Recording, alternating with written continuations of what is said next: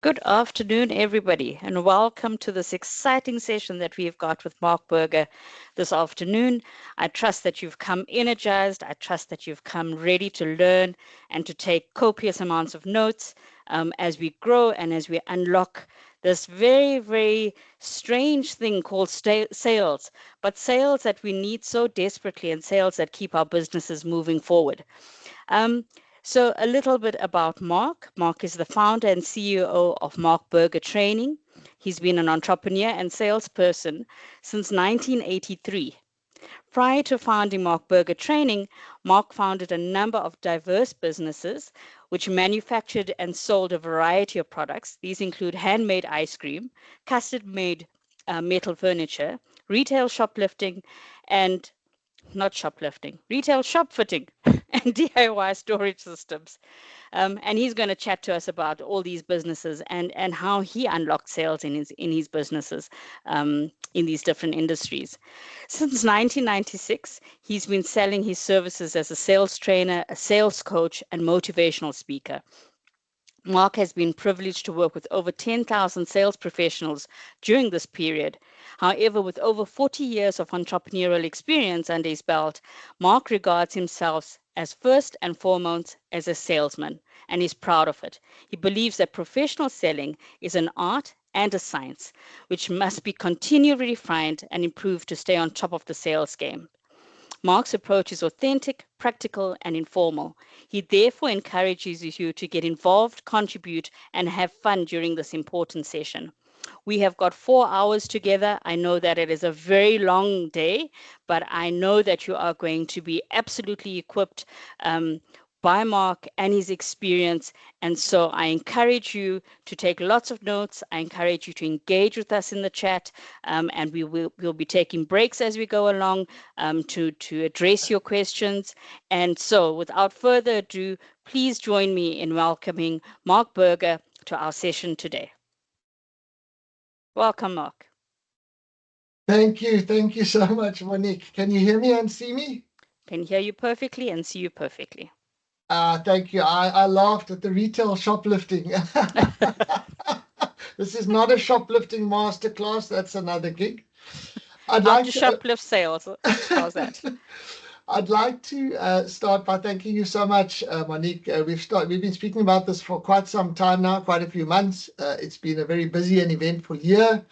I'd like to welcome everybody online. How many people do we have joined us so far? So far, we've got 13 on the line. We are expecting over 83. So yeah, let's kick Welcome off though. 13. Welcome 13. That's a lucky number for some.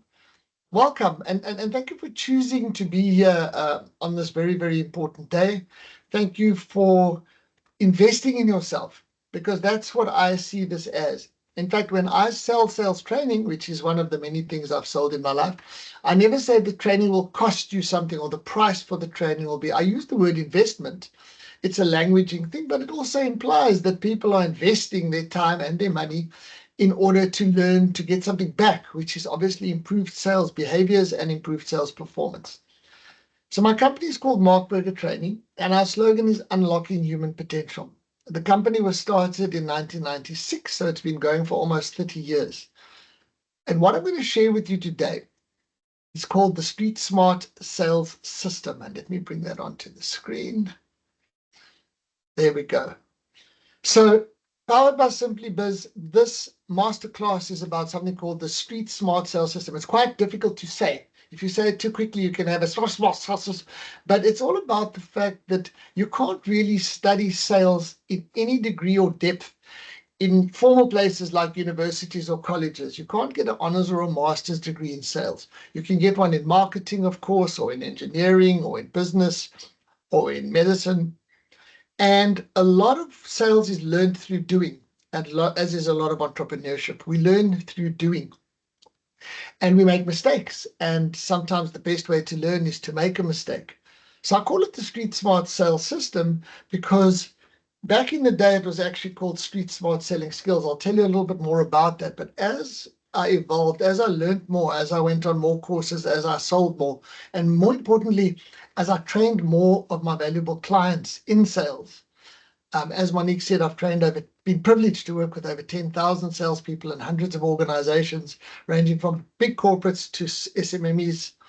I learned that there's more to sales than just the way we show up and the way we speak and the way we handle objections and the way we pitch, which we're going to talk about because the foundations are still the same.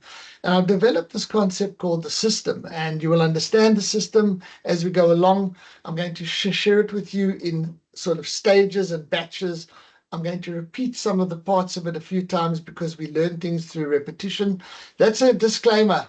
I'm at the age where I sometimes repeat myself, but the reason is this. I've been to many, many conferences where I've spoken and shared platforms with people, and there's been 8 hours of speakers, and people have made notes and they're overwhelmed. I would rather that you get some key points out of here, not 30, maybe 5, that you go, wow, bang. Because everything that I share here, some of you are already doing. Because as humans, we're all good at some things. But not everybody can be good at everything. In fact, I don't know anybody who's good at everything. I still go out there as a sales training specialist with the objective of wanting to learn something new each and every single day. I'm curious, I'm inquisitive. It helps to keep it fun for me and interesting. So that's what we're going to share. I wanted to thank again Kesha from SimplyBiz and Monique and Renee actually, and all the technical people.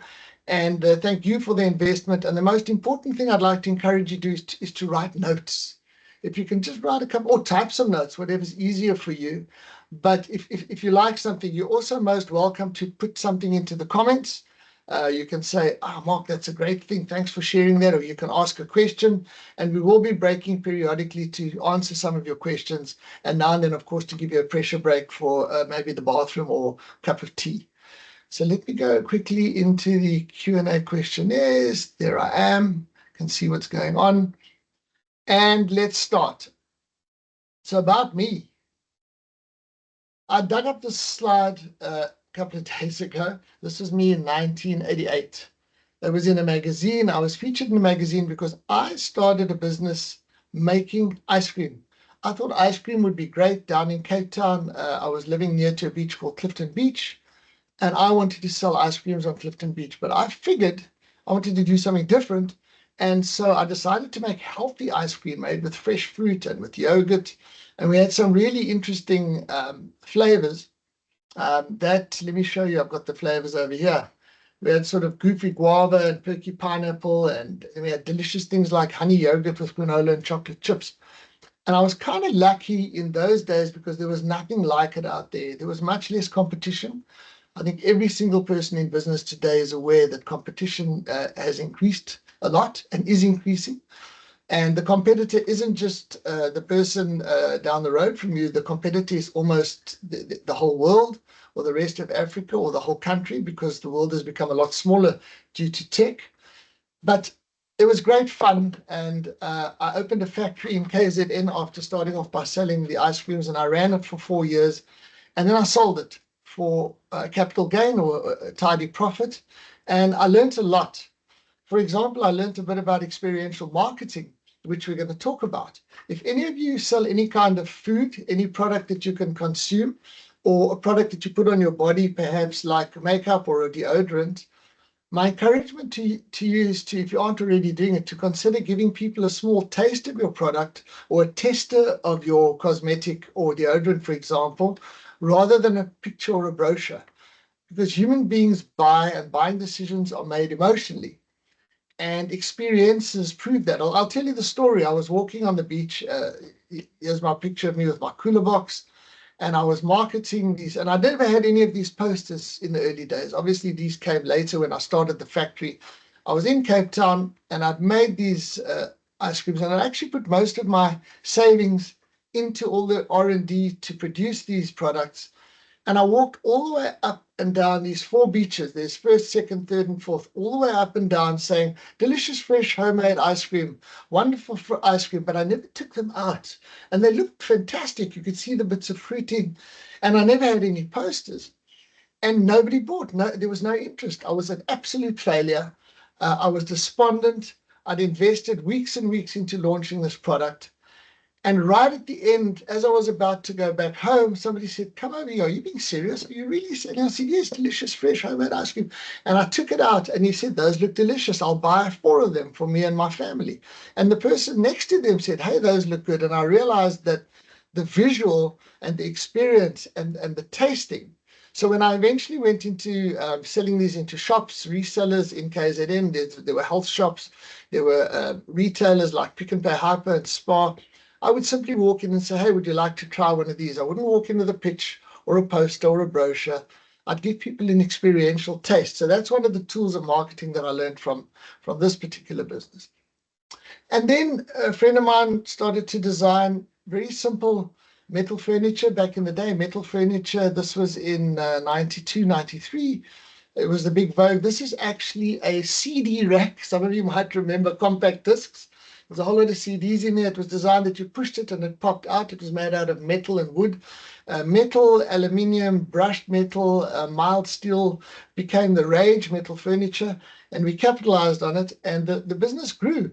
What you're seeing here, I'm very proud of. We were very scared when we were given the project. This thing weighs 3 tons.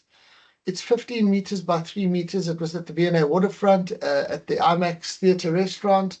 It's all metal. It's brushed aluminium and glass, and hanging it at 3 o'clock in the morning with a deadline to open the next day was quite an experience. So I learned how to weld, but my partner did the designing and the building of the product, and I was always involved in the sales and marketing. And I only realized later on, which is why I got into this business, that that was really my passion and my strength. Even though I enjoyed all aspects of the business, well, most aspects, and I'm going to talk about those aspects as well shortly. This is a famous shop you might know, also a clothing store. We ended up getting contracts to do clothing stores, and the business grew quite dramatically, and we managed to scale the business. And at the same time as that business was running, I got ambitious because I thought, "Hey, I'm doing so well. Let me start another business." Some of you can relate to this, right? This is before I learned the power of focus. And I started a business that made cardboard corrugated chest of drawers. In those days, they cost $75, flat pack. You bought them, you assembled them, you painted them, you decorated them. I've still got a few of them. They were called draw card.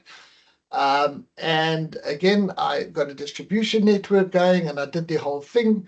And we're featured in, this was the Sunday Times magazine.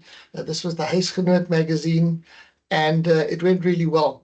What I learned from that business is that I thought that people who couldn't afford expensive furniture might want to buy cheaper furniture. Well, it wasn't the case, and this is where your strategy and your market research and your customer demographics come in. A lot of people bought it for arty and crafty, so my market had to change, and that's one of the things I also want to share with you. Everybody knows that we need to change consciously, but we find it difficult. We really do. I do. Changing a way of doing things, changing an approach, changing our website, for example, or our sales process.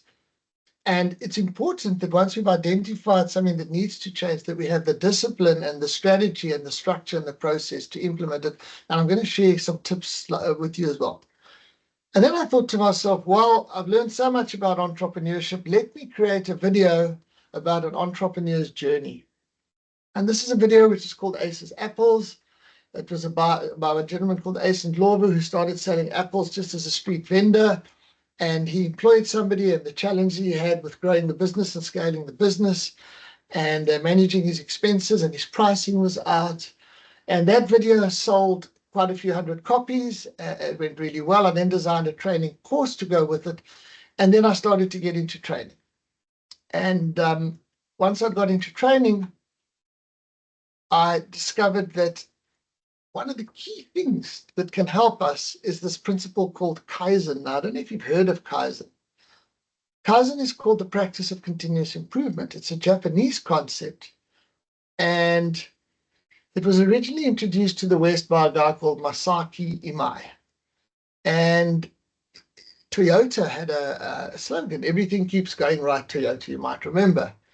And what does continuous improvement mean? Well, it applies to you and me, to our life, to our health, to our business, very much to our sales.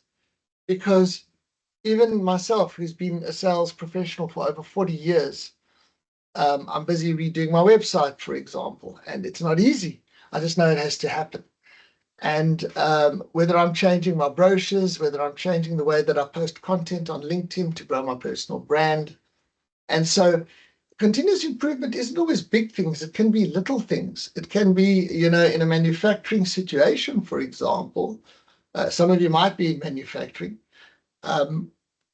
If you can just shave a few seconds off a specific process, and that adds up to a few minutes in a day, adds up to a few hours in a month, then you become more and more efficient. And there's a downside to Kaizen. I mean, there's the actual how it's made up. Chi equals change and Zen equals good. The downside is perfectionism. There's a thing called, is it ever good enough? I know people who produce, for example, music, electronic music, and their challenge is, when is the song finished? When is the website finished? When is the product finished? When do we launch? And one can get stuck in that. So the world that we're living in, where things move so quickly, and we've also got the benefit of using something like AI, sometimes we have to go, instead of ready, aim, fire, which was the old way of doing things, it goes ready, fire, aim. In other words, sometimes we have to consider launching a new aspect of our business or a new product or a new service before we're completely, totally, 100% comfortable that it is ready. And it's a toss-up and it's a challenge, and I know you can talk to me about that. So I'm just trying to have a look at the Q&A functionality here so that I can see all the conversations. Show 2 comments. Aha, there we go. I can now see the Q&A. So could you please maybe share with me in the comments a little bit about your business? What do you do? Do you make things? Do you sell services? Do you do coaching? Are you a distributor? Have you got an online shop? I really would just like to get a sense so that I can really customize the presentation to you, the people in the audience. Let me just have a check if someone could just comment anything so I can see that I can see your comments. I'm having a look over here.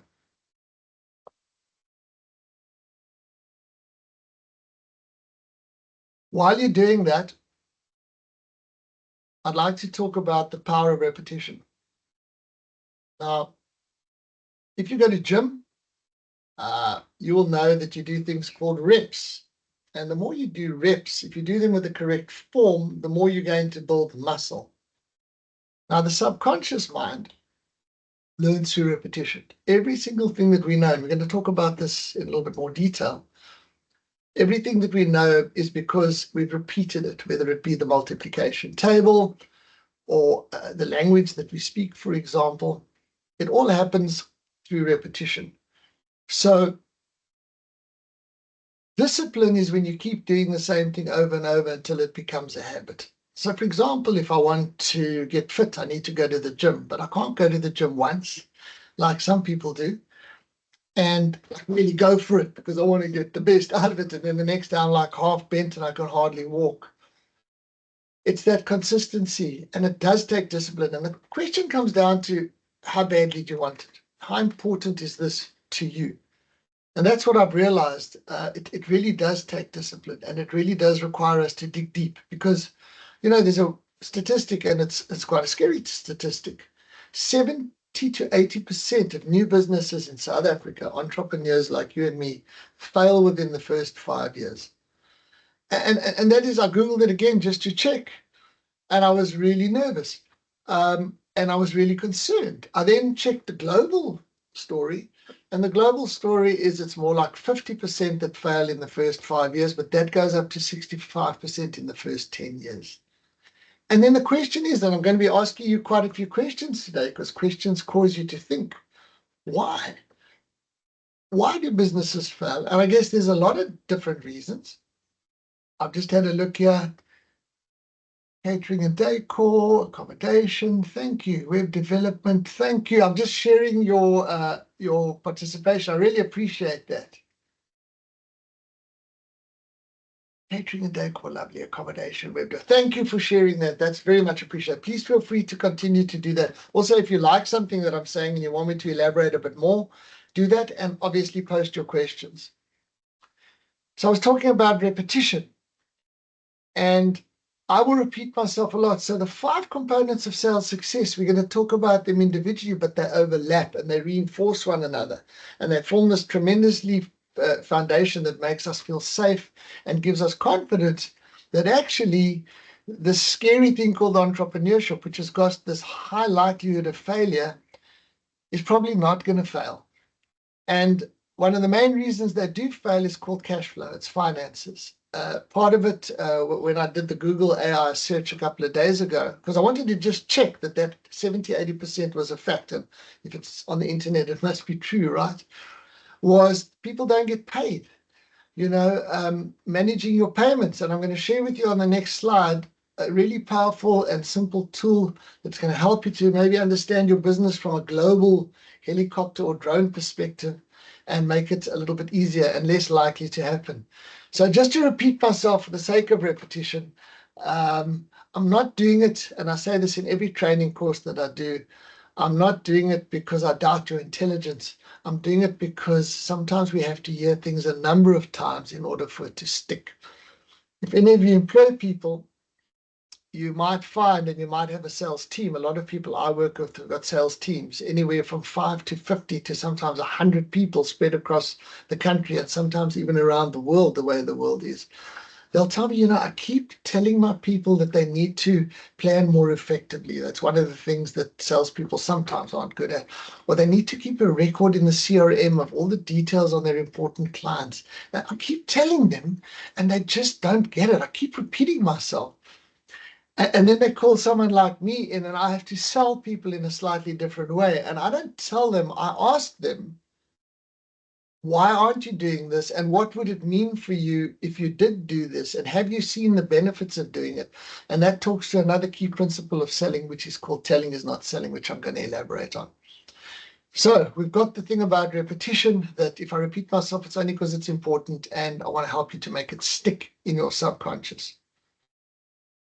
So this was one of the most valuable lessons I've learned in my over 40 years of entrepreneurship. And it was, I paid for it quite a bit. And sometimes we need to invest money in our business. I read a lot of books, by the way. Back in the day, we didn't have podcasts, we didn't have YouTube, we didn't have the internet. We had books. And my late father encouraged me to read books, non-fiction books, self-help books, business books, sales books. These books are still available. Some of them are still classics. These days, I do more listening to podcasts, watching YouTube, and learning from my clients and customers that I'm privileged to work with. But there are some fantastic books like The 7 Habits of Highly Effective People, How to Master the Art of Selling by Tom Hopkins, Spin Selling by Neil Rackham, The Psychology of Selling by Brian Tracy. And I read these books over and over, and I encourage my kids to read these books as I encourage my kids to sell, because everybody needs to learn how to sell, and everybody can sell. That's another common thing that I hear. I can't sell. I'm technical. I'm left-brained. I'm shy. I'm introverted. You can, but you will learn to sell in a different way, which suits you. And actually, sometimes quiet and more introverted people are better at selling because they're more observant and they're better at listening. But just about the 7 hats for entrepreneurs. Every company, every organization on earth has got 7 main divisions. And this was a big learning for me, because this, I believe, is one of the reasons why entrepreneurs struggle and don't succeed. And the 7 divisions is R&D, or research and development, marketing, sales, operations, finance, human resources, and IT, or tech. Now, you've all heard of all of these terms. And in large organizations, you'll have an entire R&D department, and you'll have a director or a manager of R&D and a marketing department. And within each of those, you could call them divisions or silos, you'll have structures. So in other words, in sales, you'll have the internal salespeople, you'll have the external salespeople, you'll have the online salespeople, you'll have the sales management team. In operations, you'll have things like management, distribution, warehousing. In finance, you'll have sort of the income, the creditors, the debtors, the people who do the tax, the payroll, the VAT. HR is about people, of course, and recruitment and induction and training and development. And IT is like the one that almost every single department has IT. It's got software, it's got apps, it's your computers, it's your hardware, it's your software. Now, what I realized is that all of us, and I said this earlier, are good at some things, but we can't all be good at everything. So, for example, when I made the ice creams, and I market the ice creams, and I did the R&D, and I collected the cash. And in those days, there was no IT, I don't think anyway. But the HR was how I looked after myself, just in terms of managing my energy and getting enough rest and eating correctly and staying fit and so on. And then, of course, as it grew, I started to recruit people. And that was a whole nother different story where I started to learn about, and all of you as entrepreneurs will learn the challenges of recruiting, onboarding, managing, and maintaining a team, a sales team, or any team. And the reason I say this is I would encourage you to either on your computer or on a piece of paper, or in my day, when I learned this before computers, we had 7 folders on the desk with that. We had an R&D folder. So anything to do with R&D around the business, around my competition, around new products, it went into that folder, and I put the hat on, and I was taught, and that's why I would call the 7 hats. If you don't put the R&D hat on, or employ someone to put the R&D hat on, or outsource the R&D function to somebody else, if you can afford it, or maybe you know somebody who will do it for you pro bono for a small share of your business, or a family member or a friend. If you forget that, you're going to get stuck behind. If you don't put the marketing hat on, we're going to talk about the marketing obviously in a lot more detail, then you're going to find it harder to sell, because good marketing makes it a lot easier to sell. If you don't put the sales hat on, your business will be closing in weeks or months, unless you've got a fountain of money coming from somewhere. Obviously, the operations hat, depending on whether you're a manufacturer or an importer or an exporter, or you're selling a service rather than a product. There's many different operations to that, and warehousing and transport and logistics and the cold chain if you're doing ice cream, etc. And then if you don't put the finance hat on, then suddenly you find that you're 2 years behind in your taxes, or you're not chasing up the money from your debtors, or you're not paying your creditors. And so that's really, really important. And you're not strategically planning how you're going to scale your business, and on balance sheet and off balance sheet. Now, I'm not good at finance. So from a very early stage in my entrepreneurial career, I employed a great bookkeeper. I had one in KZN, and I had one in Cape Town since '96. She's still with me.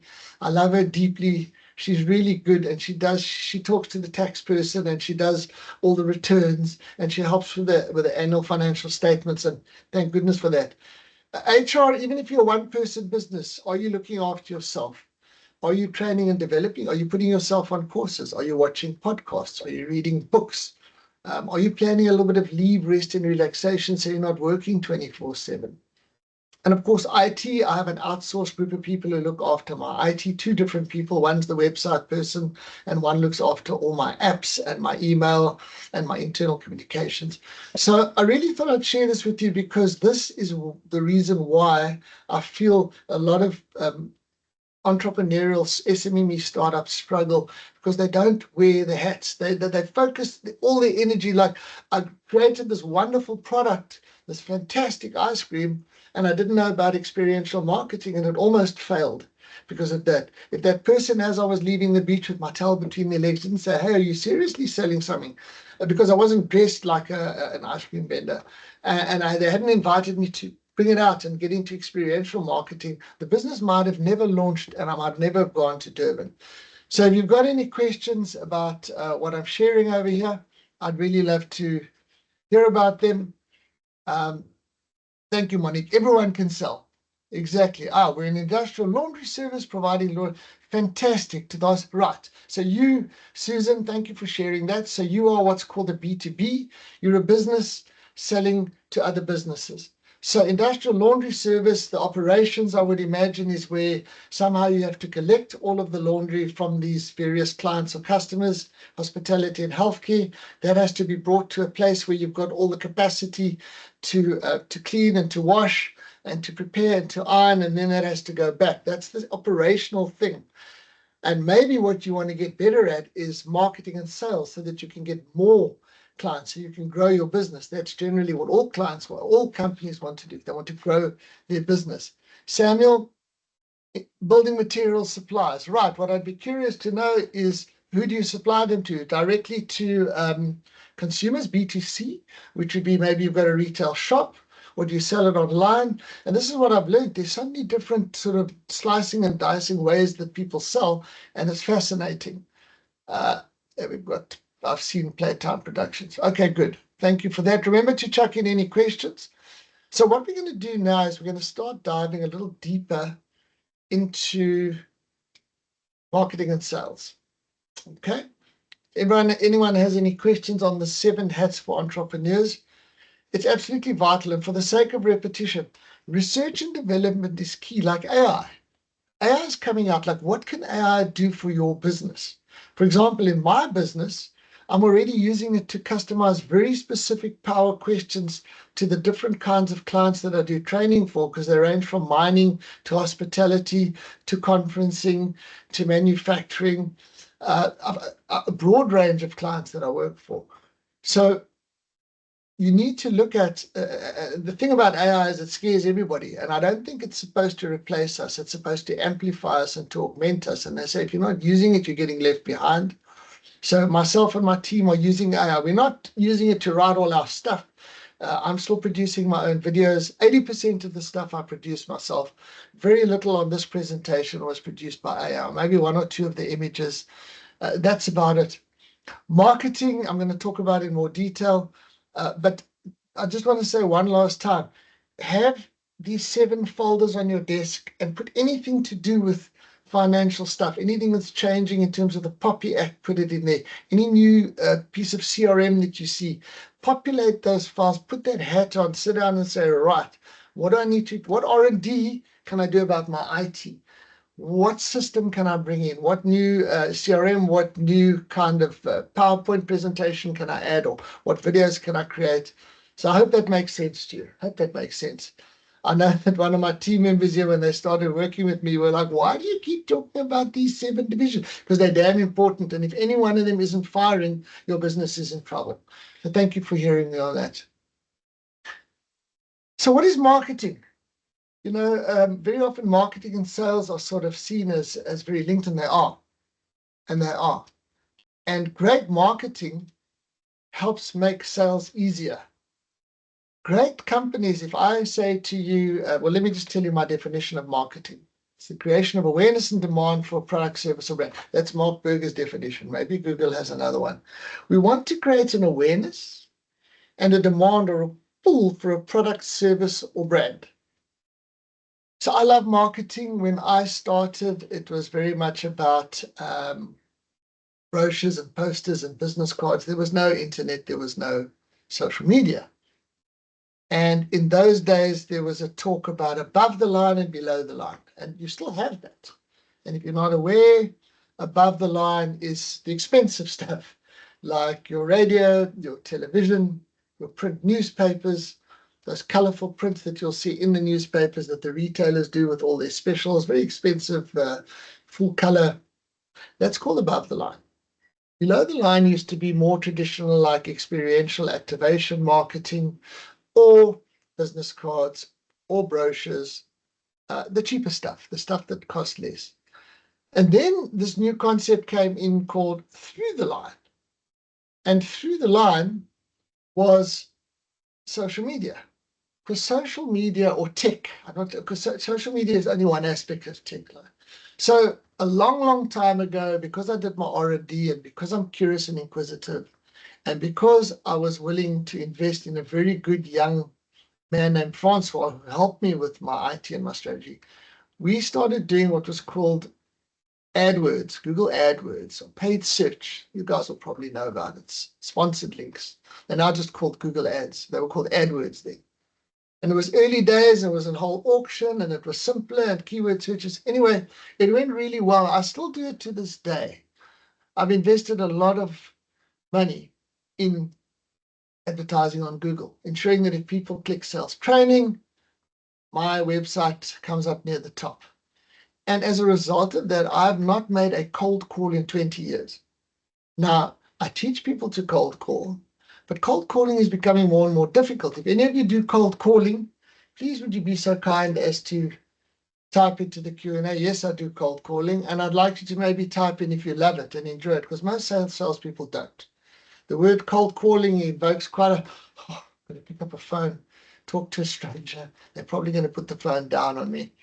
Now, the most difficult kind of cold calling is call centers. They will call you on your phone and you'll get a little message which says suspected spam, right? And if you answer the call, you hear this quite noisy environment. And these are people trying to sell insurance or airtime. It's very difficult. In the beginning, I went and I tried to do sales training for call centers. I don't know if anybody here operates them, outbound. These are people who try to sell only on the phone, as opposed to some people who call out and try and make appointments, which we'll talk about. That's fine. And I couldn't, because they make 99 calls to get one deal. They get rejected all the time. It's very demotivating. It's very noisy and loud in there. People are blowing whistles and ringing bells. It's crazy. So marketing. So you can get a degree in marketing.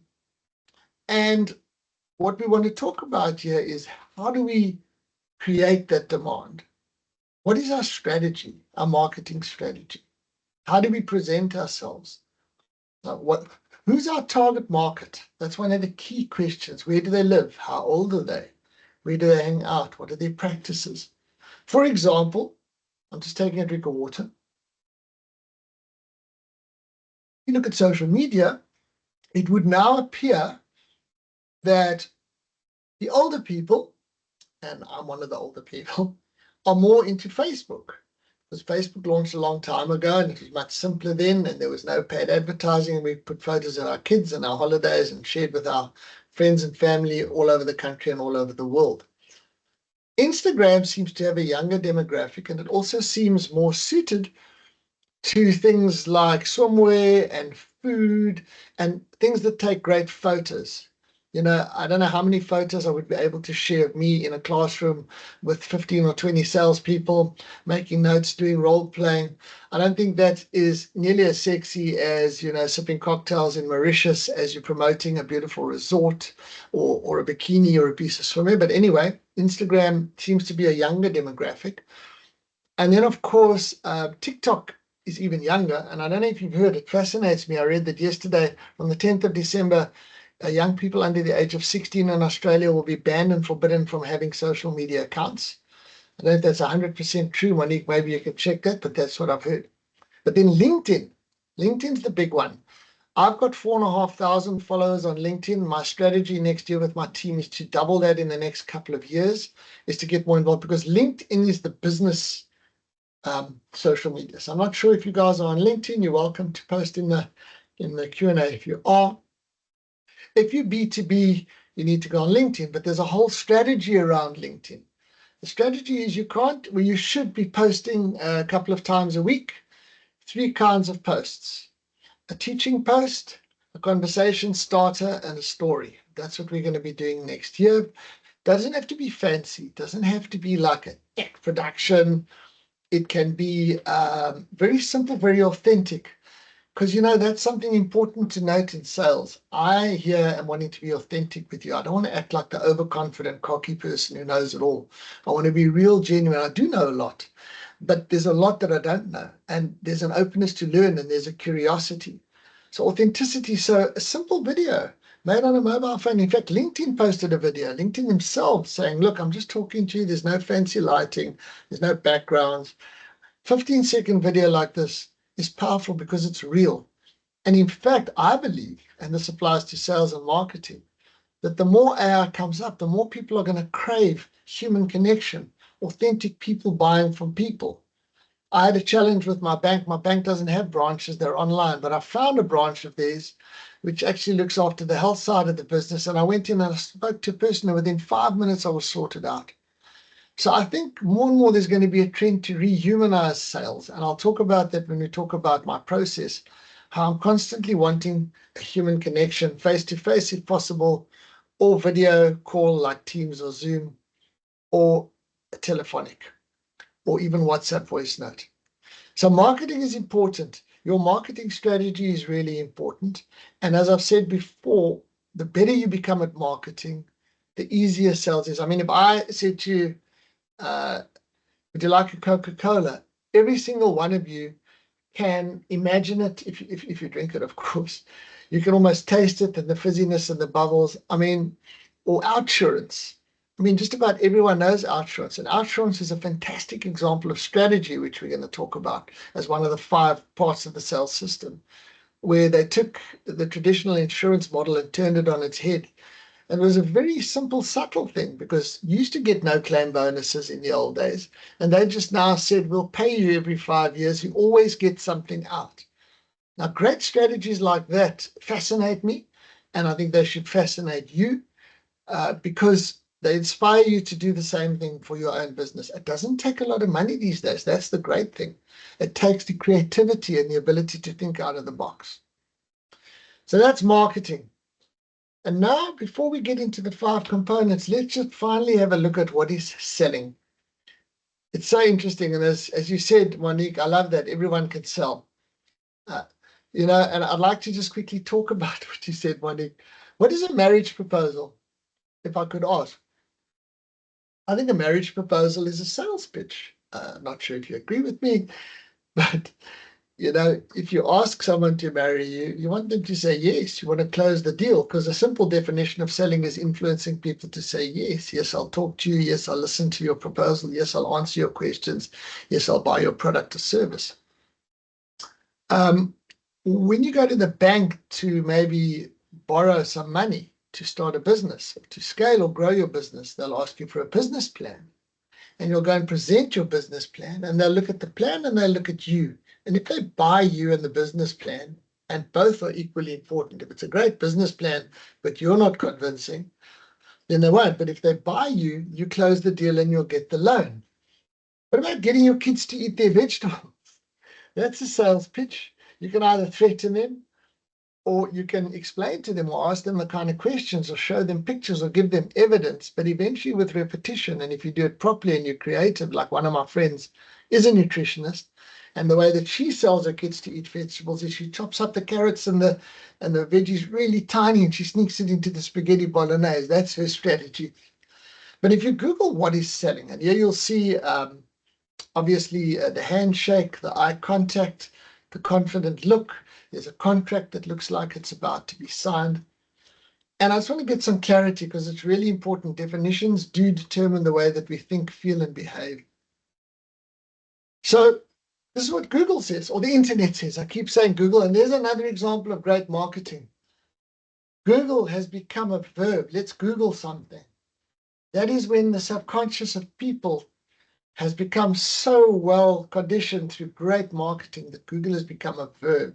Not just the company is now actually called Alphabet, but they're Google. So it says to give or hand over something in exchange for money. They sold the car. He sold the telephone. She sold the pair of jeans. He sold the Bluetooth speaker. They sold the house. So that's a very simple definition. And then what I did is I went a bit deeper and I said, well, give me an expanded version, please. I want to hear a little bit more about, because, and by the way, you're most welcome to type in your definition of selling, if you have one. I'm very keen to see that. I really enjoy getting your feedback here. Let me just see here, all conversations, new posts. Thank you for that post, Monique. See more. Thank you. I really appreciate that. So anonymous events user said, yes, I do like calling and enjoy it for my property business and events. Did you mean cold calling? I just wanted to get clarity. So cold calling really means you pick up a phone and you phone a stranger that you found off a database. Warm calling is when you get a referral, and I'm going to talk about that as well. But as I was saying, I went onto Google, I said, tell me more about what is selling actually. And interestingly enough, you got things like persuade someone to accept, convince someone of the merits of. Now, convince is an interesting word because the first 3 letters are con. And I'm going to also talk about how a lot of people are suspicious of people selling to them. Oh, it's a sales call. Oh, it's a call center. Oh, you're trying to sell me something. And it's a subconscious belief that I'll talk about. Talk someone into, bring them around to. This is all what the internet told me sales is about, and it is. get acceptance for, your idea or your product or your brand, win approval for, get support for, get across or promote. And here's an interesting one. The president still has to sell the deal to Congress.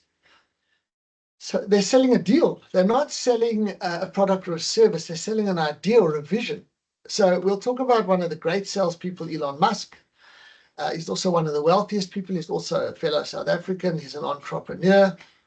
And he's got incredible ideas and he sells them. I think he started with a company called PayPal. He gets investors.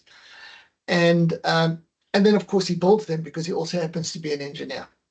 So my definition of sales is it's a process whereby the salesperson connects with, understands, and influences the customer to make a buying decision. So a disclaimer, I'm going to use the word customer or client here interchangeably. Some people refer to the people they sell to as customers, others refer to them as clients. It's the same thing. It's just if you're selling more like services like an accountant or a doctor, you'll talk about a client rather than a customer. A doctor will actually talk about a patient. So it's a process. I'm going to talk to you. The process, sales process is one of the 5 components of the sales system. Connecting with is all about communication. Asking questions, listening effectively. Understanding is when a person feels that this person really cares about me. They're not just here to take my time, money to sell my product. They're not just here to do a job. They're genuinely interested in me. When they say, how are you doing today? They mean it. When I walk into a store, they don't just say, can I help you? They say, how may I assist you today? Or what can I do for you today? Which is an open question, and I'll explain that in more detail. And I wouldn't say convinces the customer, I'd say influences. I don't believe in the very pushy, manipulative, get the deal at all costs, put people into a corner kind of selling. There are people who believe in that kind of selling. It's not comfortable for me. It's not authentic. However, that's why I use the word influence. Is that making sense? Never liked cold calling. Was in the, let me just read your comment here, anonymous user, thank you for this. For 7 years and had to do it, so I find creative ways to start the call to break the ice, jokingly asking to speak the Minister of Finance to make it. Yes, you've developed a strategy or a script or a prompt, and that's exactly what we're going to talk about. So your strategy is I will do cold calls because I'm in this industry, but I found a creative way to break the ice. And I love that. I'm going to speak to the Minister of Finance to make them feel important. Thank you for that, anonymous user. I really appreciate that. And I don't know if you read what Monique said. I love it. 5.2 billion social medias globally. Well, a few less in Australia from the 10th of December, Monique. 2 hours, 20 to 30 minutes per day on social media. And there's the numbers. Yeah, it doesn't include LinkedIn, Monique. I'd be fascinated to see what the link is. 3.1 billion on Facebook. Unbelievable. In South Africa, of course, we call it Facebook. All right. Now,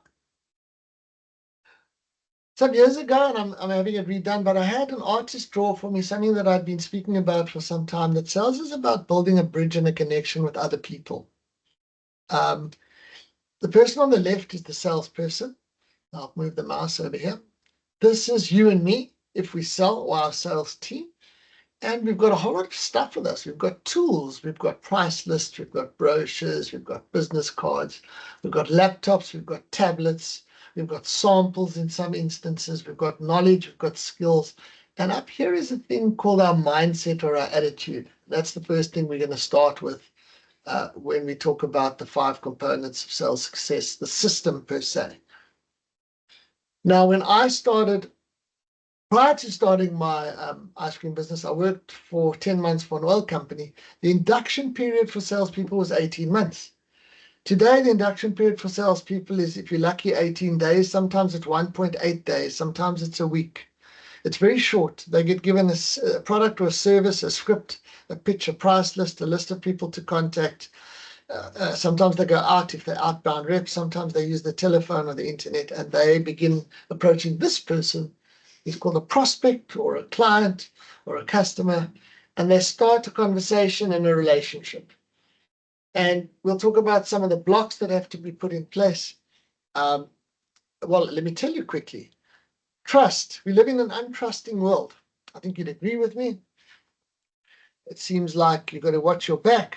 We have high crime in this country, but never mind that. People are trying to hack your everything, whether it be your password word or a SIM swap or your WhatsApp or your phone or your computer. So in this low trust world, everything we do and say in our marketing, in our sales, in our conversations needs to build trust. For example, I'm hoping that you're trusting me, that I'm speaking authentically and with authority and paying attention to your comments here. The next block, and you can visualize these as the blocks that are going to connect these two parts of the bridge together, is respect. I respect that somebody might be older and they're not very tech savvy and they want to speak to a human rather than a machine or an AI bot. I respect sales. I respect myself. I give respect and I receive respect. The third one we're going to dive deep on is communication. Good communication is essential, and we're living in a world where, despite all these tools, from emails to smartphones to WhatsApp to instant messaging, more and more people are complaining that communication is not as good as it used to be, and we have miscommunication and misunderstanding. Then we want to create connection or rapport. We want the person to feel connected and to be willing to open up and answer our specific questions, which I'm going to share with you. There's also professionalism, the way that we show up, the way that we prepare, the way that we do our research if we can. For example, if I get a new inquiry before I contact, and I'll explain to you again, before I contact the person, I do research. I Google them, I look at their website, and I want to be properly prepared. And then knowledge. Knowledge is a big part. I often get people telling me, what frustrates me is I go up to salespeople in a retail shop that sells hardware, and I ask them for something and they don't know, or they maybe point to the aisle, but they don't walk with me, they don't show me the different options, and they don't seem to know. I get the same frustration when I phone call centers and I'm looking for an answer, and the people seem unable to answer the question that I'm asking, and it takes 10, 15 minutes of my airtime before I finally get somebody who knows. So those are the blocks of the sales bridge. This is a visual construct. Right now, I'm building a bridge with you. It would be more useful, of course, if we were face to face, or if I could see your faces on camera. But that's what sales is about in my mind. And it's not just me and one person. Very often I get approached by an HR director. We're looking for sales training. And I'll say, good, can you tell me about your sales team? Yes, we've got 15 people around the country and there's a sales manager. And I say, well, what challenges are they currently having that I could focus on during the training? I ask a lot of questions, which I'll explain to you, which I'll encourage you to do. And they say, well, I don't know the answer. And I go, well, could you maybe put me in touch with the sales manager or the company owner? And what happens there is that I'm realizing that the person talking to me is not the decision taker. And this is a vitally important thing in sales. Sometimes we spend a lot of time pitching and presenting and building great relationships with a person. Now, it's not that we shouldn't do that. We should do it with gatekeepers, which you get when you do cold calling, with influencers like engineers and decision takers like procurement, for example. But if I can't personally build a connection with the person deciding on who's going to do the sales training, I've got less of a chance than of closing the deal. And I'll explain that to you in a bit more detail. So the sales bridge is often me and 3 or 4 people, depending on how the decision is made. I'll explain to you a little bit more, but you'll know from your own experience, very often 2 or 3 people work together to make a decision.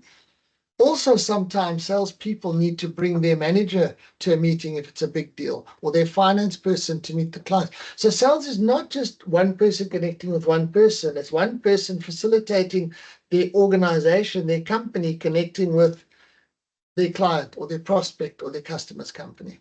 I hope that makes sense. Check the new posts over here.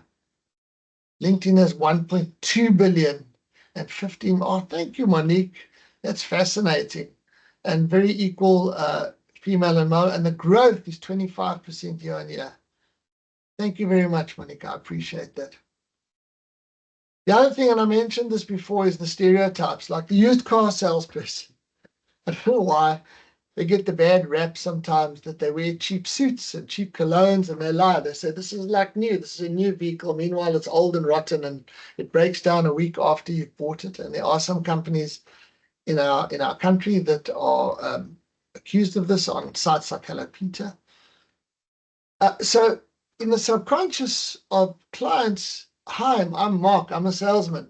Their mind might think, a while ago, a salesperson lied to me. They disappointed me. They made a promise they didn't keep. They overcharged me. And humans are like that, right? Once bitten, twice shy.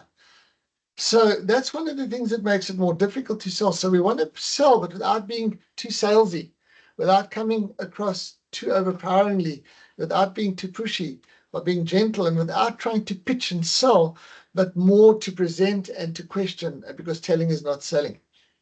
But not all used car salespeople are the same. I've had wonderful service with a couple of the vehicles that I bought, and because I've had great service, I recommend those people to other people. And that's the best kind of marketing you're ever going to get. It's called WOMM in America, word of mouth marketing. Very best marketing you're ever going to get. So currently, about 40% of my business comes from new business that comes into me through my marketing. I still don't do cold calling. About 30% is clients that keep using me every year or two as they grow or open new branches or get new people. And about 30% is referrals from an existing client to a new client. I love that business because then I call them, it's not a cold call. So salespeople, the great salespeople are not, they don't lie, they don't bullshit, excuse my language.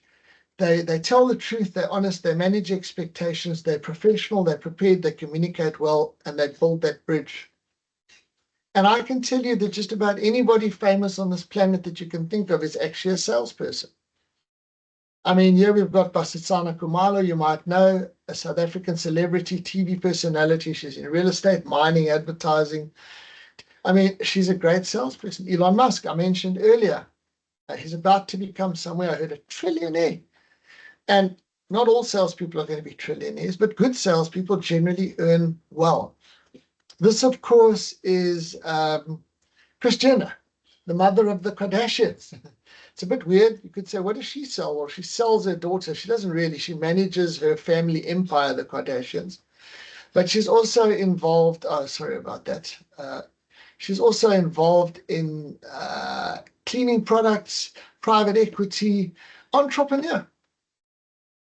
Vusi Temekwayo, fascinating guy. I've heard him speak, impressive, very wealthy, very positive, very inspiring entrepreneur.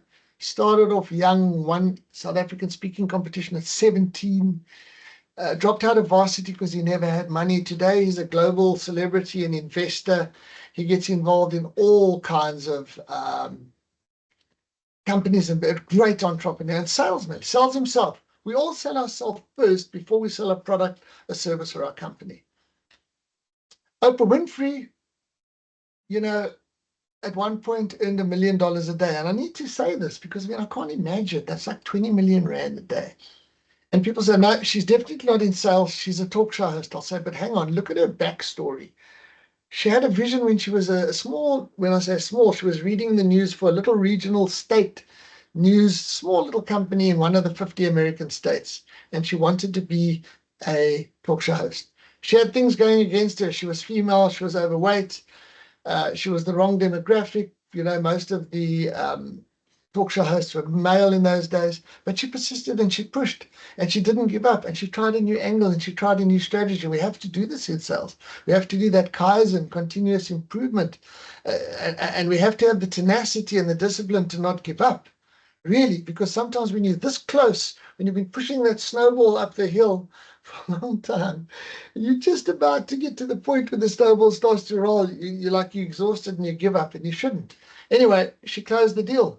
Somebody said, hey, we'll give you a chance. And she became, and then of course you've got Steve Jobs, the Apple guy, fascinating salesman. I've read his book. I've also read Elon Musk's book, by the way, and Oprah Winfrey's book.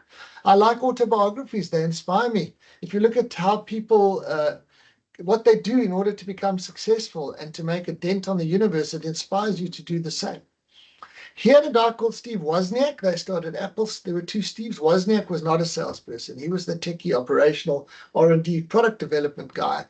Wozniak is just as wealthy today. He's still very much involved in the world. But Jobs was the sales and marketer.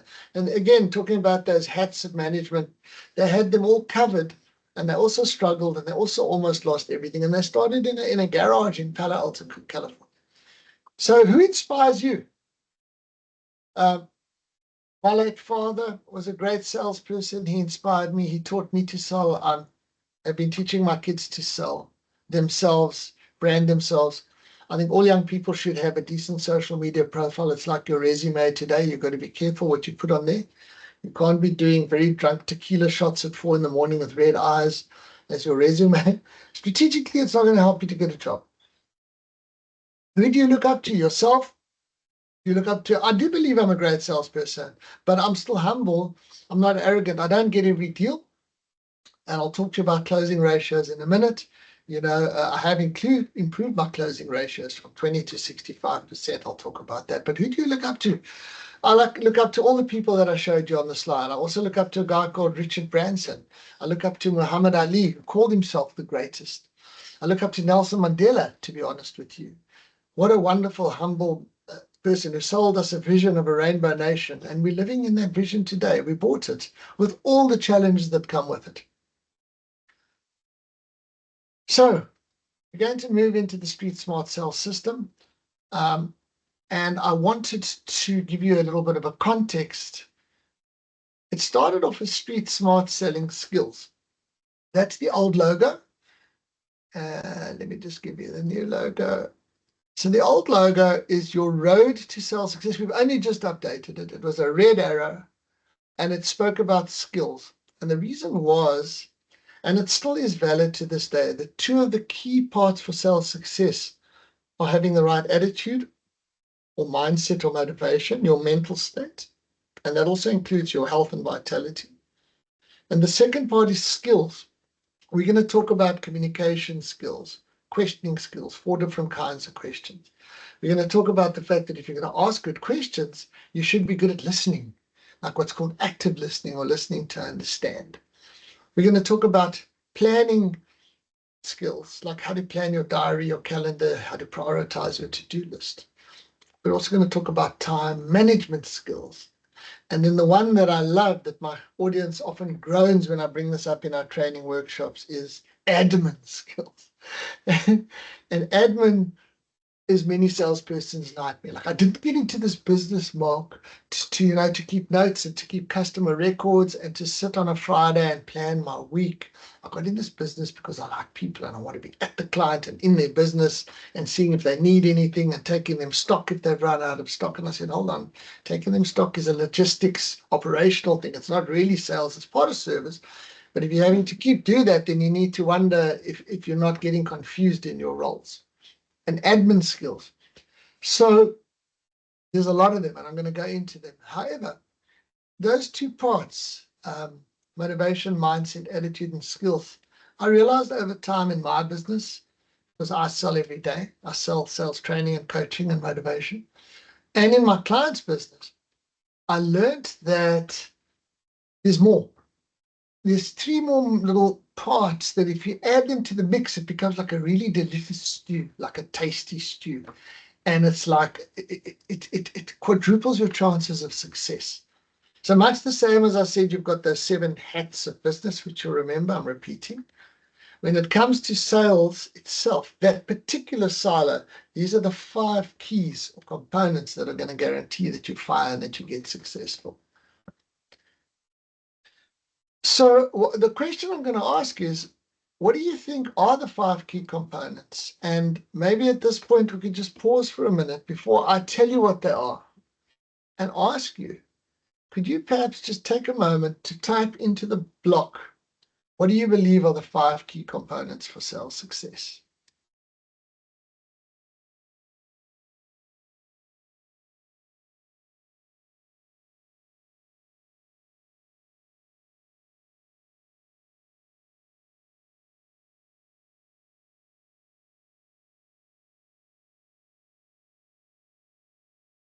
So I'm looking.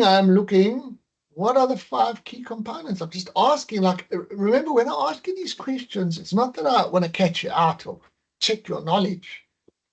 I've already told you 2.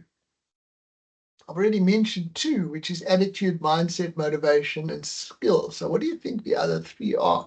And by the way, when I sell, I do a lot of asking. I actually speak 1/3 and listen 2/3. It's a ratio that we're born in because we've got 2 years in our mouth. And I'll share that with you as well. So if anybody could just tell me what you think the other components are, you could be the right people. It could be the right marketing collateral. You're welcome. Hello, Myrtle. Thank you for sharing your name. You're the person that was in the cold calling in the insurance industry. Okay. All righty. So I think we'll start with one of the keys, and then we'll have a look if we need a pressure break or anything. But if you're happy to continue, these are the 5 keys for unlocking sales success. This is the Street Smart Sales System. Consists of 5 distinct components within the sales function of the heads of entrepreneurship.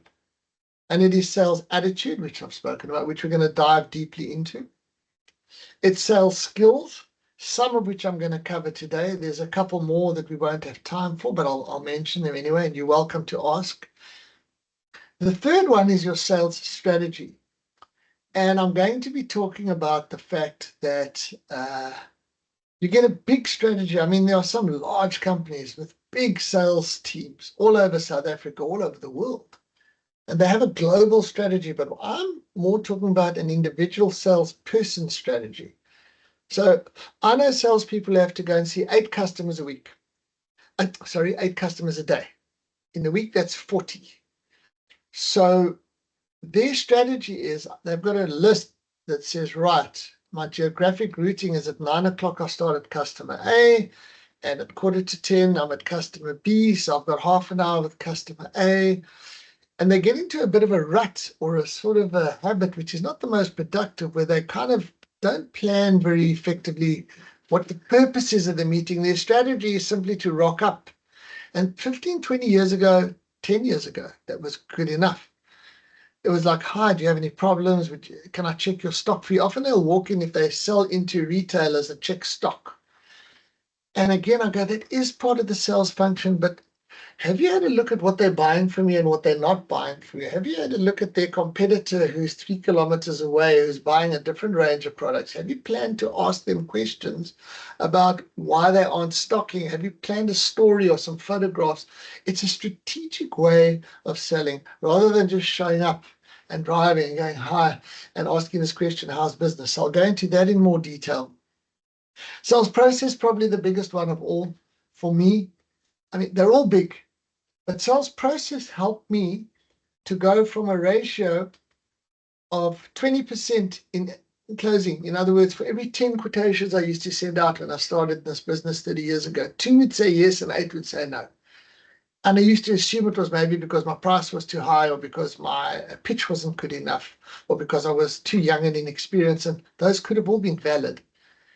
But then I cottoned on to this American thing called your sales process. You need to have a repeatable and highly sophisticated sales process. How's my American accent? Which creates a great buying journey.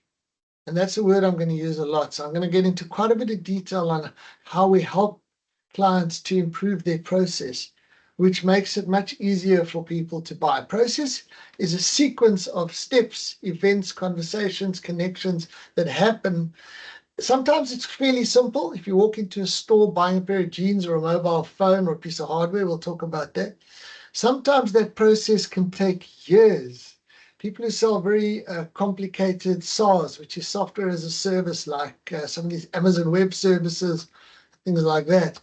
The sales cycle and the sales process can involve 20, 30, 40, 50 steps in the sales process, multiple stakeholders, different strategies to a very simple hi, I walk into a supermarket and buy a bottle of water.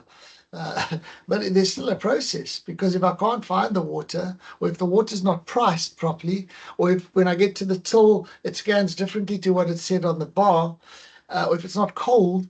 So there's always a process. If I have to wait a long time in a queue, that's not a great buying journey. And then there's teamwork. And I'm going to talk about teamwork because what happens is salespeople are often solo operators. They're like kind of, what's the word, competitive. Some companies are structured that salespeople will compete with one another in the same territory. Other people have got very specific geographic borders and they don't cross over. But what I actually find is that when I really dig in and look at sales, I look at the actual emails they use in their process. I look at the proposal documents that they use. I noticed that some of them got a really nice way of communicating. They're really warm. Some people are very cold and impersonal, and that depends on their. Some of them put little pictures of themselves or little images of their products or services. And what I find is that everybody's doing something which is really cool, asking a great question. They're not sharing it with one another. It's like their secret marinade. You know, like if you go to a Brian, someone's got a great marinade. I love my homemade marinades. I don't like the store-bought ones. And like, oh, that was great. Then you give them the recipe. So sales teamwork is about sharing your specific magic and your specific recipes with one another. And also it's about the leadership. Sales management is the hardest job on earth. If any of you manage salespeople, you'll know. What sort of a culture of sharing and co-creation and collaboration can we inculcate and can we get to work? So that is the overview of the Street Smart Sales System. And I think, and Monique, thank you for that recommendation. Before we start diving deep into sales attitude, which is the first sort of key, I'd like to propose that we take a quick 5-minute break. If you guys need a quick bathroom break or something to drink, can we all agree, and will this be okay, that we can be back here at 13:22, which is 6 minutes from now? Would that be okay? Would that be a good time for us to have a quick break? Monique, are you okay with that? Perfectly fine with that. We'll put it into the discussion. Thank you, everybody. We'll see you back at 13:22.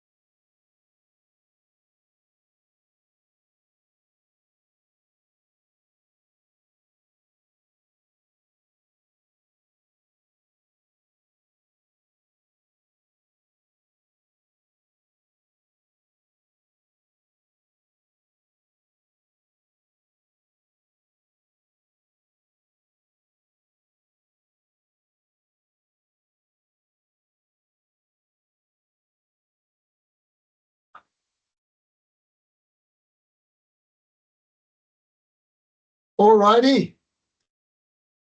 Welcome back, everybody. 13:22. I hope you enjoyed your break. And as mentioned, we are going to go into sales attitude. Attitude's an interesting thing. I was once told it's the only thing in life over which we have total control. We can't control the weather, the economy, other people, traffic. What we can control is how we react or choose to respond to things out of our control. It's your attitude. That person has a bad attitude. What's a bad attitude? Well, it could be angry, it could be negative, it could be pessimistic. The story about the pessimist and the optimist and the realist. I think the optimist says the glass is half full, the pessimist says the glass is half empty, the realist adds some ice and whiskey and has a drink. But the funny thing about an attitude, it's an extremely powerful thing. And the more we get to understand our attitude and how we work psychologically, the more we are able to understand and influence other people. Because although every person's wonderfully unique and different, we've all got the same hardware. And we're going to talk about that. Everyone's got different software. We like certain things, we dislike certain things, we are triggered by certain things, we laugh at certain, we're all different. And that's what makes life so interesting. So attitude can be defined as a mental state involving beliefs, feelings, values, and dispositions to act in certain ways. And it's a learned mindset to respond favorably or unfavorably towards people, objects, ideas, or situations. So you could start a list saying, I like and I don't like. I don't like traffic, me. I really like people. I meet people who don't like people. If you really don't like people, you shouldn't be in sales. You shouldn't. I often say that my belief is that most people are lekker. Most people are decent. Most people are kind and helpful. You do get 1% of people who aren't lekker for various reasons. Maybe they had a rough ride or they've been traumatized or whatever. But the 1% shouldn't mess it up for the 99%. Only 1% of people are criminals. Talking to Monique shoplifting earlier, shop fitting it actually was. So if you think South Africa is a great country with lots of opportunity, where it's easier to be an entrepreneur than it is in other countries, and although we've got our challenges like crime and corruption that we know about, actually we're really friendly people, we're really helpful people. There's wonderful stories of people finding wallets and returning them to one another. I lost my mobile phone, for example, out of my pocket, and it was returned to me. The guy went through a whole lot of mission to find out my number and return it to me. So if you believe that South Africa is a great country with lots of opportunity, it is. And if you believe it's a terrible place, it's going downhill, it's falling apart, and there is evidence to that effect with the potholes and the water shortages and electricity, although they kind of seem to have fixed that now, touch wood, then it is. So whatever you believe is true. And Henry Ford said the most amazing thing.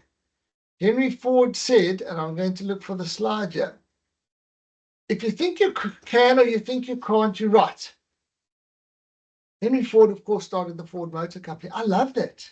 If you think it's possible, it's possible. If you think it's impossible, it's impossible. So I can pick up a phone today and talk all day on video if I've got access to Wi-Fi to someone anywhere on earth who also has a phone and access to Wi-Fi. That was impossible 40 years ago for me. You had to book a call on a phone and it cost a fortune, and it cost rands per minute, and you had to book the time and it was crackly. So what is impossible? We're living in a world where you can drive in your car and stream any song that's ever existed on earth onto your phone through Bluetooth. We're living in amazing, miraculous times. That's what keeps me positive and optimistic. So what keeps you positive and optimistic? What is your attitude? Would you say that you're a proactive person or a reactive person? I try to be proactive. Would you say that your default is when I see another person, I'm going to give them the benefit of the doubt and think they're a good person. Let's say they're rude to me. It happens sometimes in sales. Or they ghost me when I'm following up on a sales pitch. I can get angry, or I can think, well, maybe something's going on. Maybe they're unwell. Maybe someone in their life is having a tough time. Maybe one of their pets just passed up. One doesn't know. And so there's wonderful courses you can do. You can do mindfulness, you can do meditation, you can do yoga. I've tried all of these. My attitude is, if it's not going to kill me, I'll give it a try. So I'm not going to do base jumping off a building with a parachute on my back. I worry that'll kill me. I'm not going to do drugs like heroin. I believe they'll kill me. But I'll go on a course. I'll try meditation. I'll try a mindfulness activity, because my attitude is that we learn through experience. This course hopefully is an experience for you that you can learn and apply. That's what's really important. So I'll tell you one of the things that really made a big difference for me when I really started to focus on getting good at sales, which was about 20 years ago. Because I didn't mention earlier, when I got into training after creating that video in 96, I did a bit of leadership, I did a bit of teamwork, I was a generalist. I did some coaching, I did some sales, I did all these various motivational speaking, terrified in front of 400 people on a platform at Sun City. I almost died of fright, but I did it, and it helped me to get better. But then I really sat down to work out a strategy going forward, and I asked a deep question. I think it's important we all ask that. What am I really good at? What is my passion? Where do I walk away feeling I've made the biggest impact? Where do I add the most value as a coach, as a consultant, as a trainer? And I actually paid someone. She was a competitor of mine, but I've learned actually to befriend my competitors. It's something I would suggest to you. There's nothing wrong with going and having a glass of wine or a beer or a dinner or a lunch with your competitors if you respect them. It's always like, oh, what are the competitors doing? What are they going to take from me? I always say to salespeople, your competitors are not your enemies, because if you didn't have competition, you wouldn't have a job. Eskom doesn't have salespeople because they don't have competition. And so what I realized is that doctors, lawyers, accountants, architects, engineers, all do certain things, which I'm going to share with you. And if salespeople can adopt those characteristics, even if they're not, what's the word? They haven't got a degree. No one can get a degree in sales. I mentioned that earlier. But they're doctors, they're lawyers, they operate in a specific way. So let me give you the things that we, and if you or your team can do more of this, you'll be more successful in sales.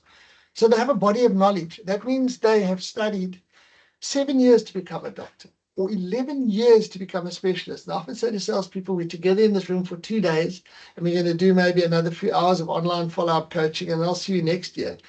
Can you imagine that you had to study for 7 to 11 years, and then you start a business called a practice? That's what they do. So do lawyers. They have a dress code. They dress in a specific way. Years ago, I was in Bali. My young son got very sick. I took him to the nearest little hospital in Bali. There was a Red Cross. A lady at the front had on a white nurse's uniform. I felt safe because that dress code triggered in my subconscious, this is a medical establishment, and I felt trusting, I felt safe, all those things that you need in order to be successful in sales.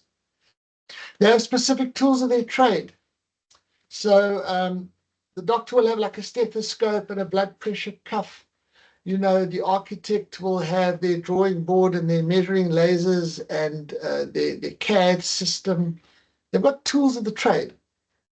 Salespeople also have tools. If I open my drawer here, I've got a calculator. Wow, what a tool this is. I've got a computer. I've got my voice that I speak with. I've got my ears that I listen with. I've got brochures, business cards. I've got a calendar and a diary. So doctors, dentists, etc., have got a detailed, busy, and well-organized calendar. A lot of salespeople don't. I'm going to share with you how to use your calendar more effectively and efficiently, how to turn your thoughts and ideas and concerns into action plans that are prioritized, how to use meeting requests. Professionals ask a lot of questions. We're going to talk about 4 different kinds of questions. You go and see a doctor. Can you imagine walking into a doctor, which I think costs a few hundred rand for a 15-minute appointment, and they looked at you and said, "Phew, Sure, you don't look great. You look a little bit pale. I think I'm going to have to give you some penicillin and possibly some cream and dandruff shampoo. I'm just giving you that as an example. They first say, right, what can I assist with you? Tell me what's going on. When did it happen? And while you're at a doctor, they're making notes. I always make notes when I talk to my clients and customers because it triggers in them that I'm a professional. And that's the psychology of selling. They have an admin system that works for them. They have a practice management system. If you go to a physiotherapist, they all have an admin system where they keep patient records, they keep customer records. I even go to a restaurant that is so jacked up. When I phone them, they answer me with my name. When I book, it's amazing. When I book, they send me an SMS, they send me a reminder, they put my name on the table. Their sales process is unbelievable. It's a little Italian restaurant. They are unbelievably good at this sales and marketing. Professionals are well prepared. Salespeople sometimes aren't. They make you feel safe, which builds trust. And finally, they're obliged to do CPD. Doctors, lawyers, architects, psychologists, psychiatrists, continual professional development. Now, this is your CPD. It's your continuing. You're not obliged. You've chosen to do it. And again, thanks to Monique. Thank you to SimplyBiz. Thank you to Kesha for creating a platform and an opportunity to empower you with these vital tools and skills and knowledge and understanding so that you can improve your sales performance. My new slogan is not going to be, we do sales training. My slogan is, do you want sales training or do you want a sales system that improves your sales performance? I think that's what do you want? Do you want training or do you want a system that improves your performance? Not only are we going to train your people, but we're going to help you to implement a system. Because people come on, I've realized, and this is part of my R&D, they obviously put people on training, not just to learn, but to go and do something differently afterwards. And so that's what I'm going to push in my marketing. So there you go. Attitude, if you think you can or you think you're right, can't, sorry, you're right. Now I want to talk about the psychology of selling. So maybe you've heard of this. Brian Tracy wrote a book, Psychology of Selling. Brian Tracy is still in training. I think he's 80 something. He's been around a long time. It's a wonderful book. He's got lots of videos out there. If you want to, you can go and watch some videos of Brian Tracy. If you want to, you can go and watch some videos or podcasts of Tom Hopkins. There's a guy called Jeffrey Gitomer that I follow. I follow the best sales coaches that I can. Whatever industry you're in, you should be following the absolute international superstars in your industry so that you can be inspired, so you can learn from them. So you can mirror or mimic or copy what they do, walk in their footsteps, and then you can get more successful. So firstly, I'd like to say that you don't have to study psychology to understand the basics. What we are focused on and concerned with and passionate about is what's called behavioral psychology. Behavioral psychology, because you get different kinds of psychology, clinical and normal. Behavioral psychology is what makes people do things, what makes people not do things, what makes them behave in a certain way, what makes them want to listen to your sales pitch, or what makes them interested in you, what makes them feel uncomfortable, what makes them apprehensive or non-trusting. And so the science of understanding how people think and what they do, there's actually a triangle: thinking, feeling, and acting, that I learned many. All the time while you're here, while I'm speaking, you're thinking, you're feeling, and you may not be doing something. Acting is doing, thinking, feeling, doing. Actually, acting implies you're being false. So when I'm speaking to people face to face, I'm looking at their body language and I'm asking questions so that I can understand what they're thinking and how they feel about what I'm saying, and I'm watching what they're doing. You all know that body language is a big part. We'll talk about that more. So I remember I bought a little book some years ago. It was a very thin little book, and it was called Everything Men Understand About Women. I kid you not. I bought it at an airport. I think it was €5. And it was a small book, right? But the fascinating thing about this book, Everything Men Understand About Women, when you opened it, it was filled with blank pages, right? So it was a joke. And if you Google it, you'll find that it's the best-selling blank book in the world. It sold over 1 million copies. Now, that's a clever strategy for you. Just the cover with blank pages. And of course, if you want to laugh, if they had to print a book called Everything Men Don't Understand About Women, it would be really thick. But on that topic, Men Are From Mars, Women Are From Venus is also a great book because we are different, but we are complementary. And the more you can understand yourself by reading books on psychology or self-help, and the word self-help doesn't mean that, I'm in deep trouble, I mean help. It means personal growth and aspiring to be better today than you were yesterday. So we've all got a left brain and a right brain. And someone said to me the other day, Mark, some of my customers act like they've got no brain at all. And again, people are people, but we've got a left and a right side to our brain, and they have different functions. The left side of the brain, as you can see on the slide, is the analytical side, the logical side. It likes facts, it likes details, it understands sequences, it understands that 1 + 1 = 2. Our language sits there, our spelling. That's the left side. And again, I want to share this because it's important. The right side, which is actually where decisions are made, is more on the emotional side. That's where your creativity, your intuition, your feelings, colors, pictures. So this is a diagram, and I call it a left brain diagram because it's quite structured. It's got quite a lot of words on it, and it's got a little image of a brain. Now I'll show you a more left brain diagram of a brain. You see, this has got no words on it. This is just a picture. But by looking at this picture, you can see, for example, that the left side is more about the order and the structure and the logic, and the right side is more about the creativity and the playfulness. This is a very right brain drawing of a brain. It's kind of like very colorful. But here's the thing that I wanted to share with you.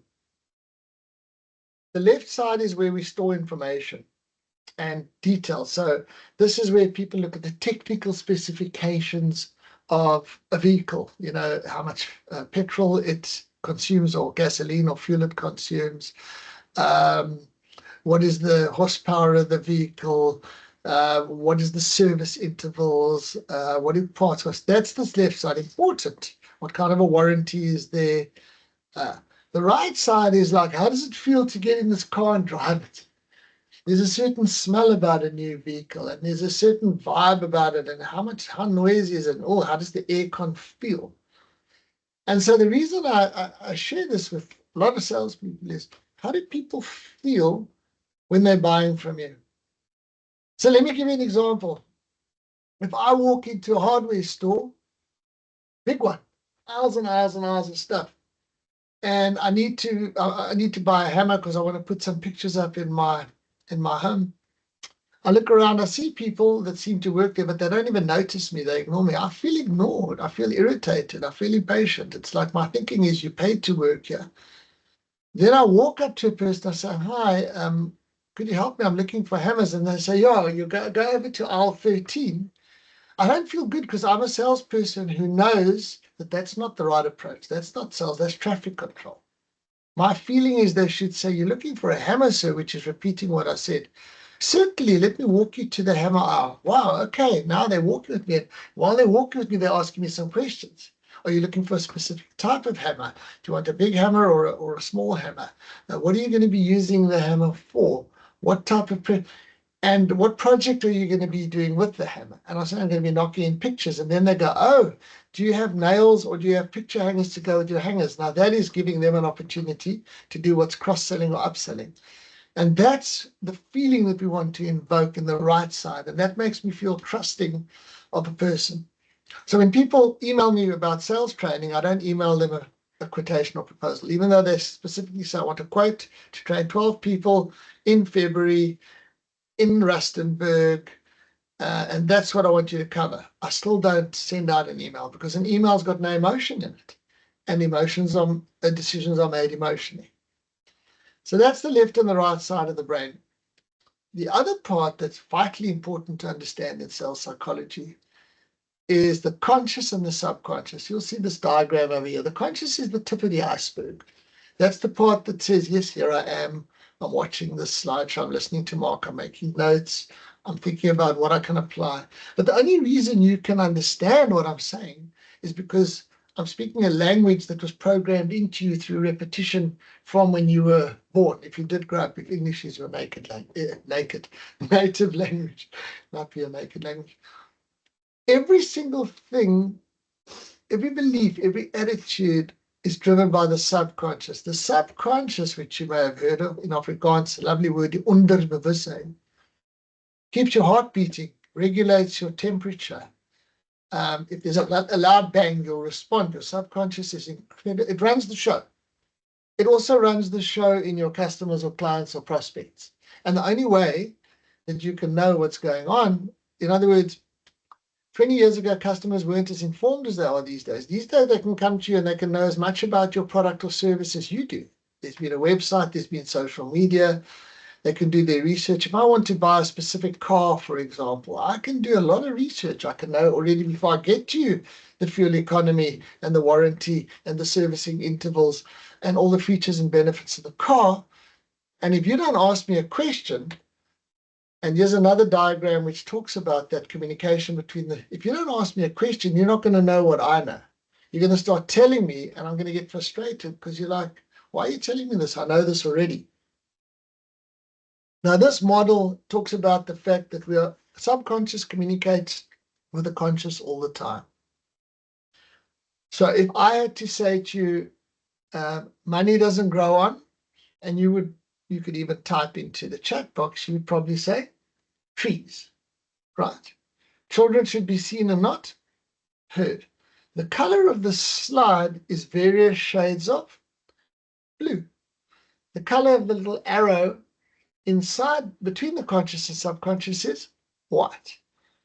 So tens of thousands of times a day, what we're seeing with the left or the right side of our brain, the words or the images, are going down into subconscious, and we're trying to make sense of it and saying, right, that's a person, that's a shop, that's a car, that's a salesperson, that's something that I like, and that happens at lightning speed.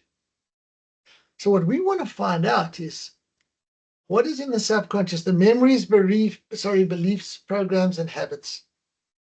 So what are your beliefs about yourself? What are your beliefs about sales? Well, sales is very difficult right now. Okay, why? Well, the economy is quite challenging, money's tight. Okay. Then I would say, but are people still buying your product? Yeah, but they're buying more from the competition than from me. Okay, why? Well, the competition's cheaper than me. Okay, why? And so this process of why gets into understanding what is in the subconscious. What are their beliefs? What are their habits?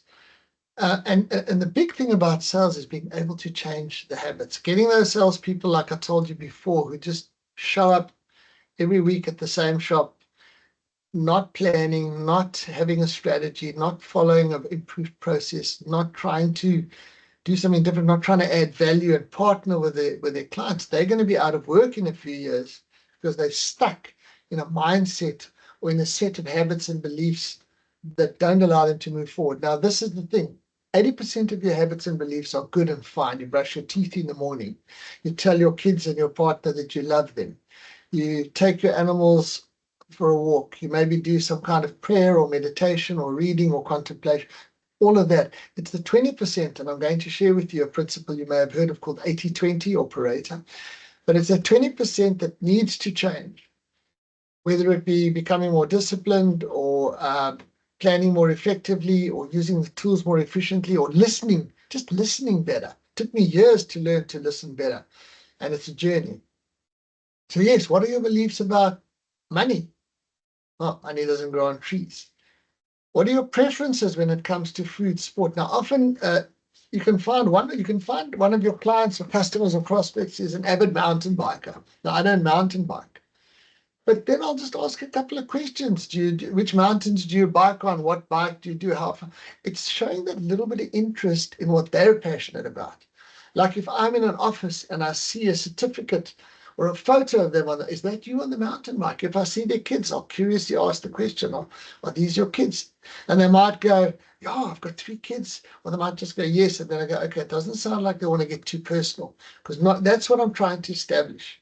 How to flexibly interact, connect, communicate with different people based on the responses I get from asking questions so that I can know what's going on in their subconscious. So it kind of starts with becoming self-aware, which isn't always easy. And then it becomes the psychology of selling. Again, you don't have to study it. it becomes an awareness of other people and the ability to influence, not to manipulate. I do know some salespeople or sales trainers and coaches said you have to pressurize people and close at all costs to manipulate. That's not me. I want to follow a gentle human process where I'm firm, because the way I view it, my belief is at the back of my mind, I'm here to sell, but at the front of my mind, I'm here to serve.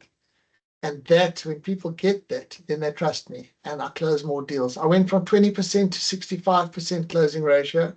So these days I get 6.5 out of 10 deals closing, which is a big jump from 20 to 65%. And I'll show you exactly how I did that by improving all of these things, particularly my strategy and process. The other thing I wanted to just quickly share was a thing called Geiger. It's called garbage in, garbage out. In this diagram, you'll see what's called negative inputs, positive. If you keep on focusing on what's going wrong in your life, in your business, in the world, in our country, you're going to become negative and pessimistic. I'm not saying put your head in the sand. Of course, you need to be aware. But if you choose to move your focus to what's going right, and there is every day, there's a wonderful gentleman called the Good Things Guy, very inspiring guy who I follow. He keeps me motivated and inspired. It's all about the good things that happen. Monique, thank you very much for those books. I've just noticed them now. I really appreciate that. So you become an optimist when you are grateful for what you have as opposed to ungrateful for what you don't have. It's called the attitude of gratitude. And it's a really important thing. You know, if you wake up in the morning saying, geez, I'm grateful. I slept well. I woke up. I didn't sort of pass away during the night. I woke up in a home that's got electricity and running hot water and food in my fridge. That's the way to stay inspired. And if you lose a deal, because you do lose deals, what did I learn from that deal? That's the attitude that I go with. And this garbage in, garbage out comes from the computer. If you put into a computer that 1 + 1 = 3, you tell a calculator that, and you put in what's 1 + 1, it'll say 3. So changing your programs and your beliefs and your mindsets as an entrepreneur, as a salesperson, as a sales manager, absolutely vital. And the final little point is social media is very funny. The algorithms will take note of what you like. If you like to see what's going on in the wars that are going on, and there's always been wars, and I don't like them myself. If you like to see the crime, if you spend a lot of time watching depressing or videos that induce anxiety, they will keep sending them to you. So it becomes a self-perpetuating downward spiral, to be absolutely honest with you. Versus if they notice, I love animal sort of wildlife. I was at an elephant park, and I like health things on diet and nutrition, and I like biohackers who want to find ways to extend our health span, not our lifespan. You get more of that, and then you become an upward spiral. So social media and media itself and AI reinforces your attitude upwardly or downwardly. And just to end off this little part, whatever the mind can conceive and believe it can achieve. I love this little inspiring image, little person wanting to be a pilot. Napoleon Hill said this. Napoleon Hill wrote a book called Think and Grow Rich. And you know, if you have a pen in front of you, I'd like to invite you to try something. Write the word impossible down. Just the word impossible. IMPOSSIBLE, possible. And then I'm going to tell you a quick story. Mark Shuttleworth is another salesman. He's a South African. Some of you may know Mark Shuttleworth. He started a company that was in computer security, and he sold it for $400 million long ago. He's still very influential. He started Ubuntu free software. He's a great, inspiring guy. When he was little, he had these posters in his room to be an astronaut. He had posters of the moon and the stars and the galaxy, and he had a little space suit. And, you know, his parents encouraged him. This is the fascinating story. And they didn't say, you know, South Africa doesn't have astronauts, you know, don't be silly, get real. They encouraged him. They encouraged him to have this dream. And, you know, I get goosebumps. And I've only just remembered the story now, but it's absolutely true. This image inspired me to think of the story. He became the first African in space some years ago. You can Google it, Mark Shuttleworth. He went up and he went and stayed at the International Space Station. That dream, that impossible vision of a little boy from a place called Durbanville, which is here in Cape Town beyond the Boerewors curtain, became the first African in space. It is possible. It's especially possible if you become one of the 3% of people on Earth who've got clearly written goals. Clearly written goals. Smart goals, specific, measurable, achievable, realistic in a time frame. You know, not a wish I was rich or I wish I didn't have debt, but I'm going to reduce my debt by 1,000 Rand a month over the next 20 months. I'm going to cut off my credit card. I'm going to put a debit order onto my business account or my payslip. And there's a smart goal. 3% of people. And the 3% of people that have got clearly written smart goals or a vision board are 45% more likely to achieve them. So that's the goal side. So that concludes the attitude part, the first part of the Street Smart Sales system. And we are now going to look at the second part, which is skills. By the way, if we've got time at the end, I'd like to take your questions. In fact, I think now's a good time to maybe ask for a couple of questions. The first question would be impossible. Thank you, Monique, for the reminder. If you take the word impossible in front of you, and Monique, maybe you can do it in the chat, and you spell it between the I and the M, you put a little apostrophe. It becomes and you put a gap between the M and the P. Maybe you can write it like that, Monique. I apostrophe M, gap possible. Then impossible becomes impossible. And that's a shift. That's a shift. You're possible. And I've realized that sometimes other people have believed in me more than I believe in myself, if you can believe that. And if you really have people who believe in you and they support you and they encourage you when things are tough, there you go. There you go, Bonnie. That's exactly it. Fantastic. It's just the punctuation. It's just the attitude. It's just the mindset. Thank you for the books and the podcasts. I really appreciate. Anybody who has a comment or a question, you are most welcome to do so.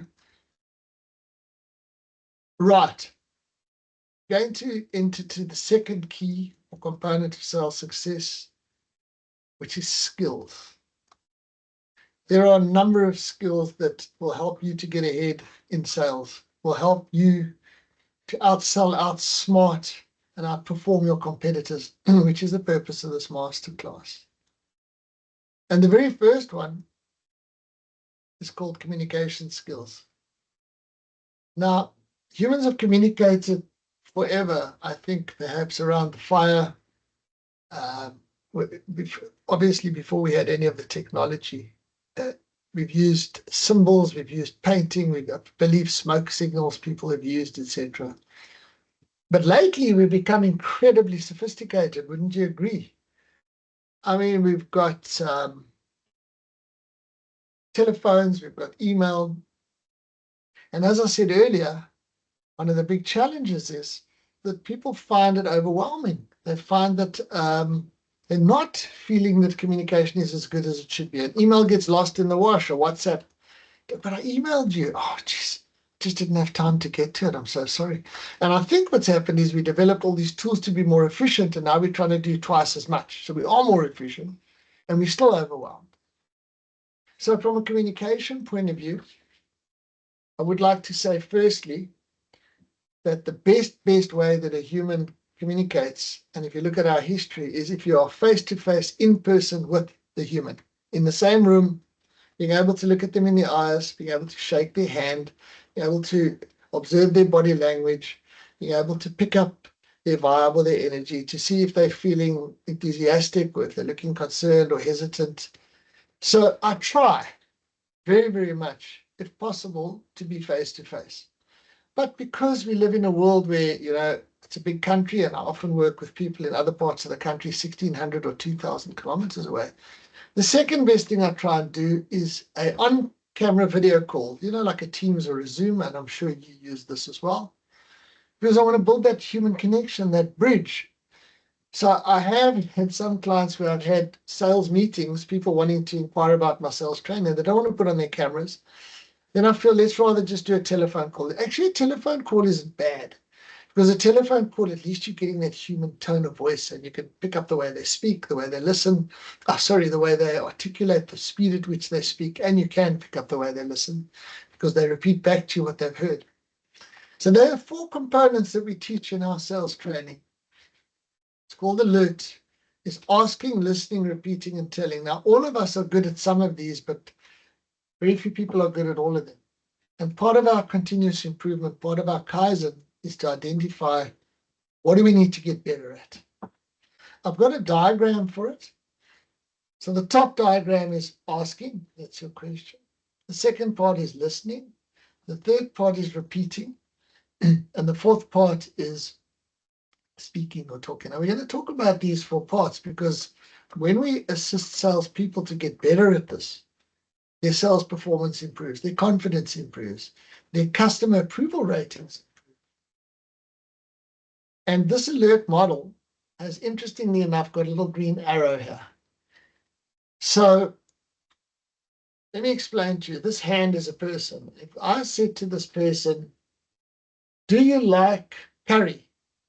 They can say yes or no. That's called a closed question. If I said to the salesperson, what type of food do you like? That's called an open question. It's open because I've got no idea what they're going to tell me. But let's say they said curry. I could say, okay, I like fresh fish. In other words, I asked a question, they gave me an answer, I didn't really listen, and I told them. But the way that I teach alert is, so what type of food do you do? They say curry. I would repeat. So now I'm going to repeat. Oh, you like curry. And instead of saying, I like seafood, I'd say, what kind of curry do you enjoy? That's what that little arrow is over there. What kind of curry? So I've used their answer in my next question. And they say, I like a lamb curry. I say, lamb curry. And then instead of saying, I like seafood, I drill down and I say something like, oh, do you like your lamb curry? Hot, mild, medium? No, I like a medium to mild. Okay, medium to mild. I've learned to repeat back. So let me give you a more practical example when it comes to sales training. Okay. So, Mr. Mark, we're looking for sales training. We've got a team of 18 people. They're spread around the country. Please, can you tell us if you're available next year in March and what is your cost? And send us a quote. Within 2 hours, because my process is like that, I pick up the phone, I set up a Zoom or Teams meeting, and I've prepared the questions I'm going to ask them. They're called power questions. I'm going to show you how to create power questions for your specific business. You can do them yourself, or you can create them with AI as well, or you can use a combination. So I'll pick up the phone, and I'll say, hi, John, it's Mark here inquiring to your response about sales training, if I'm phoning them. I don't mail them back because email is not a great way to start a human relationship because there's no email there's no emotion in email, sorry. And there's nothing wrong with email, but to start a relationship, I told you I try face-to-face, video, telephone, otherwise email. Do you mind if I ask you a few questions? Sure. Tell me a bit about your sales team. I say, I'm on your website. I see that you guys are in the mining industry, correct? Yes, yes. Oh, well, thanks for being so interested. Yeah. Well, tell me about them. He says, what do you mean? I said, well, what sort of age are they? And my job is to get them talking. And as they're talking, I'm listening and I'm making notes. And essentially, I'm actually writing the proposal because he says, well, they're an older team. A lot of them have been here for a long time. They've got great relationships. I say, oh, great relationships. But a lot of them are set in their ways. They're not very up on technology. They don't really use their calendars and I'm making all the notes and I'm just trying to get them to talk. I'm drilling down. I'm trying to find out the why behind the what. I will repeat this to you because I've got a slide for it. They want sales training. That's what they want, but why do they want it? Or what do they want to achieve? What are the specifics? The competition's busy strategically undercutting them in the market and they need to have some strategies to compete. They're not closing enough deals. That's what I'm trying to get to. It's the same as the doctor who asks, like, does it hurt? Are you allergic to this? Has it happened before? When did it start? Etc., etc.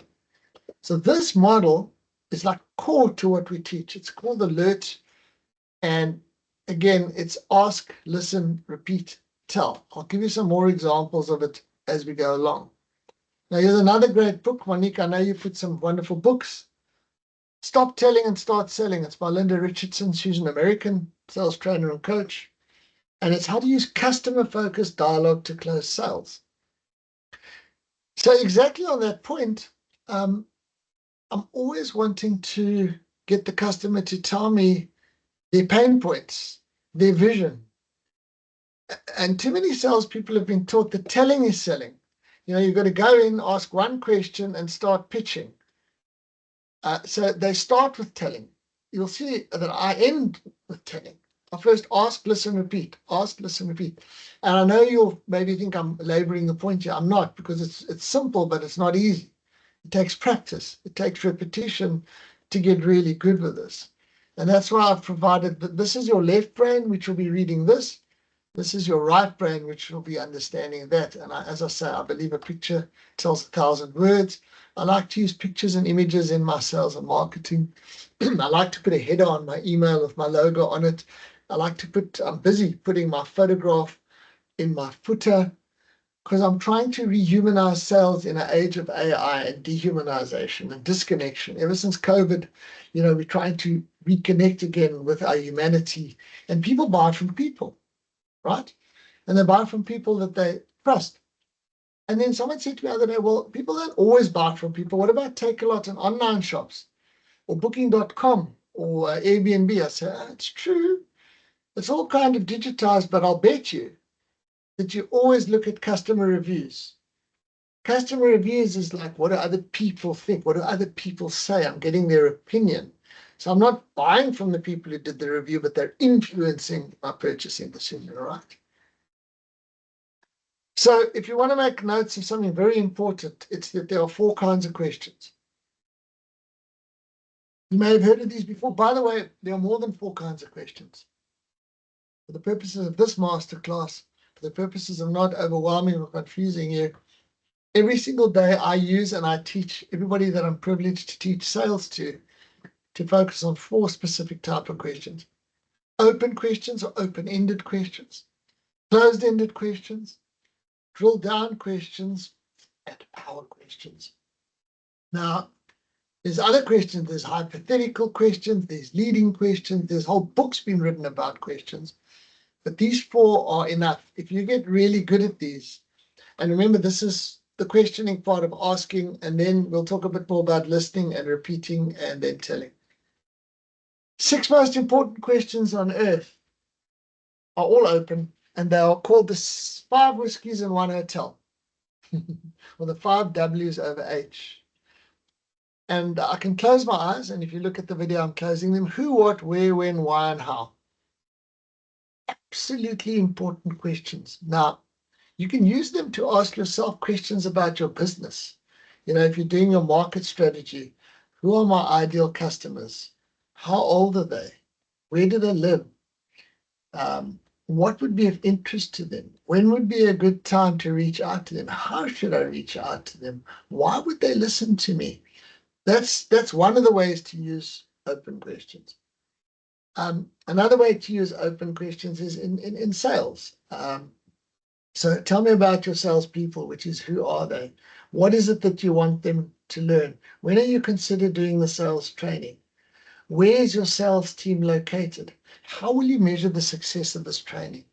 And that way I get insight into their subconscious, and I begin to be able to customize my proposal and my training. That's one of the things that sets us apart. It's a very personal experience buying from me. I try and put a lot more energy when I walk into a training. I mean, I've spent a good couple of days preparing this for you. The preparation that I do as a professional, because that's what people do, is more than it ever was before. And it's made me more successful, and it's also given me more confidence, and I close more deals. So the other ways to use this, I'll give you an example. You get closed questions. Let me show you the difference between the two. Now, closed-ended questions, there's lots of them in the English language. There's is, can, would, should, do, does, will, won't, may, might. Now, I'll give you an example. If I walked into a store selling jeans, And somebody says to me, if somebody does approach because they've been trained properly, can I help you? It's a closed question. When they ask that question, I've only got two answers, yes or no, right? And a lot of people say, no, thanks, I'm just browsing, because their subconscious is, I want to just browse. I don't need someone trying to sell me something. Those preconceived things we spoke about in their head. But if somebody comes up to me and says, good morning, how may I assist you today? That is an open question because it doesn't encourage me to say no. It makes me think about it. And if I said to them, yes, thank you, or what can I do for you today? Or hi, my name is Mark. Are you looking for something specific? I would say, yes, I'm looking for some jeans. Again, the untrained salesperson would say, so the men's jeans are there in that corner of the store. It's not sales. They should be fired. Okay, I'm being a bit dramatic, but they should be trained. A good salesperson, certainly, sir. Let me walk with you to the jeans, and then they're going to ask me some questions, either open or closed or drilled down. Sir, what size are you? I'm a 34. Okay, are you looking for a specific kind of jeans? Yeah, I'd like a dark blue jean that I can use in work. Okay. So the jeans are, you said dark blue. Let me tell you, these jeans are quite a tight fit. So I'm going to give you a 34 and a 36. Is that okay? And I go, sure. And I know they're doing what's called the alternative choice clothes. And then they might say to me, are you just looking for jeans, or are you looking for any other colors? And I'd say, yeah, I wouldn't actually mind a pair of black jeans now that you think of it. Thanks for asking me the question, which was a closed question. Are you looking for another pair of jeans? Another color. So now I'm walking into the change room with 4 pairs of jeans, 2 black, 2 blue, different colors. And I know that this is a great salesperson because they know that the next step of the process after greeting me and walking with me and engaging in the alert conversation is to get me to the change room, because then I can experience the jeans. Now, the good stores, you're going to laugh with me. The good stores have got very nice change rooms where you look good. The mirror makes you what's the word? Look good. So the lighting's good, because in some of those change rooms you can see yourself from different angles, right?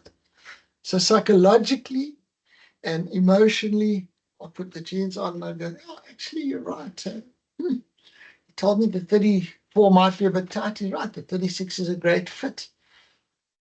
And so I walk out of there and I buy a pair of blue jeans and black jeans. But while I was in there, he's gone and he's got me a couple of T-shirts that he thinks might fit. And this is called the upsell. He says, hey, Mark, I found a couple of T-shirts that might go well with these jeans.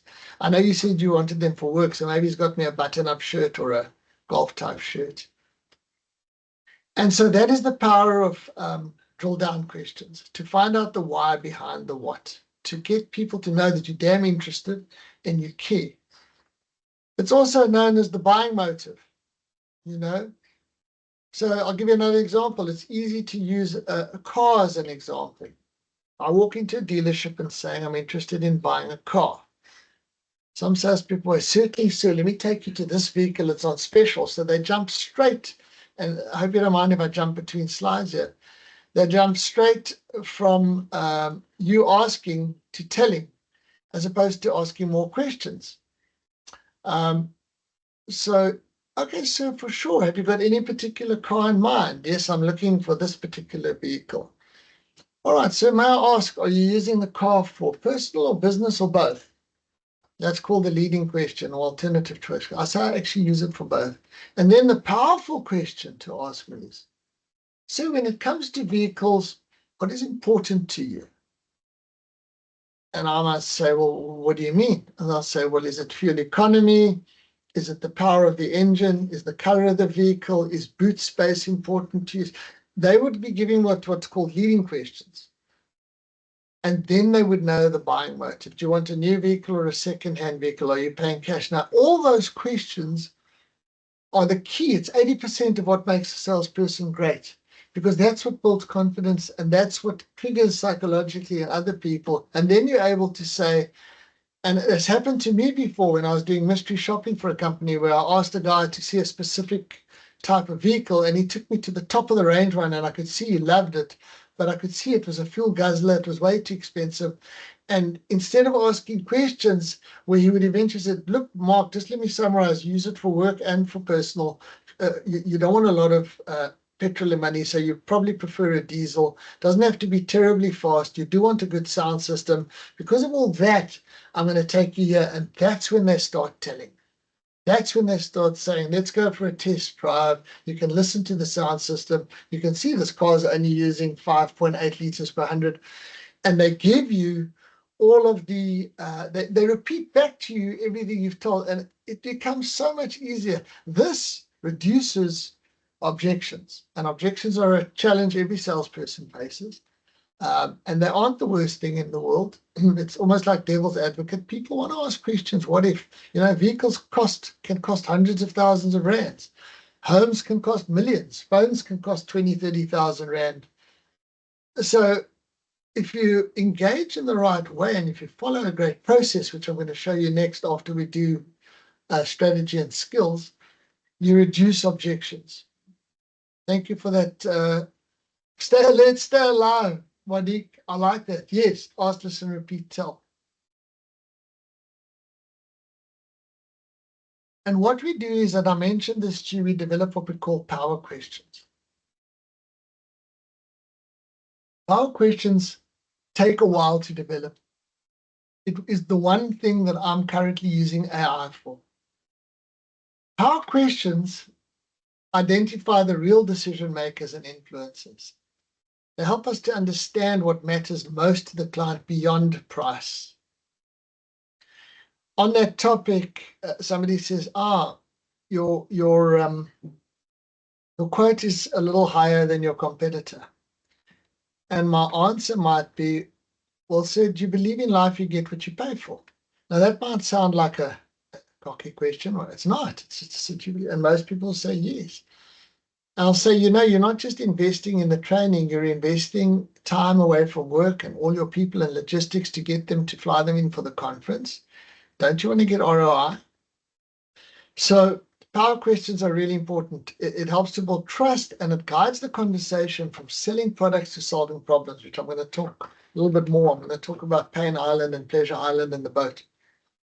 So I'm going to give you a couple of examples of power questions. My brochure, which I'm not going to share on the screen right now, says, first thing it says is not, hi, my name is Mark Berger. We're Mark Berger Training. We've been in business for 27 years. We're very proud. It says, can you imagine what it would feel like to know that your sales team is performing every day to their full potential? That's my brochure. It's not, let me tell you about our vision and our mission and that we love our customers. And it's a question. The next thing is, can you imagine knowing that each salesperson is applying their sales process effectively, correctly, and consistency without you having to worry about it? They're planning their days and weeks well in advance. So that's what I do. I pose questions which make people think, but I'm actually telling them something in the form of a question, right? If I look at a mining company that I recently worked with, we developed what was called an upsell and cross-sell strategy.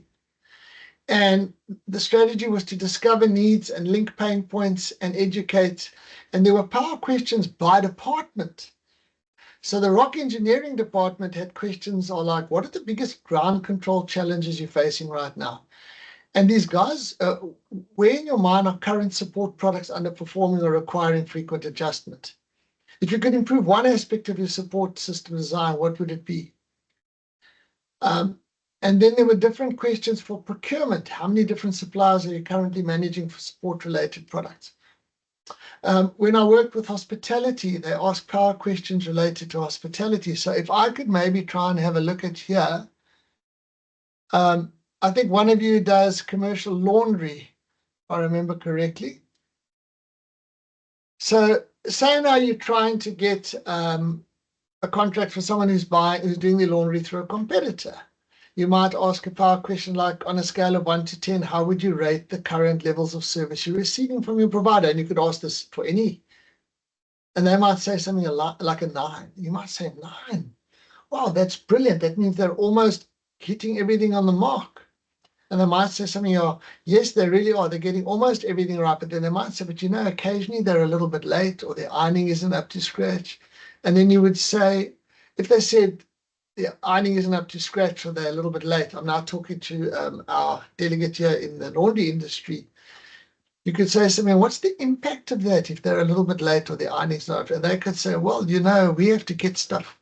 People equipped to start at 7 o'clock. If you're a bakery, and you can open up the most amazing things by asking power questions.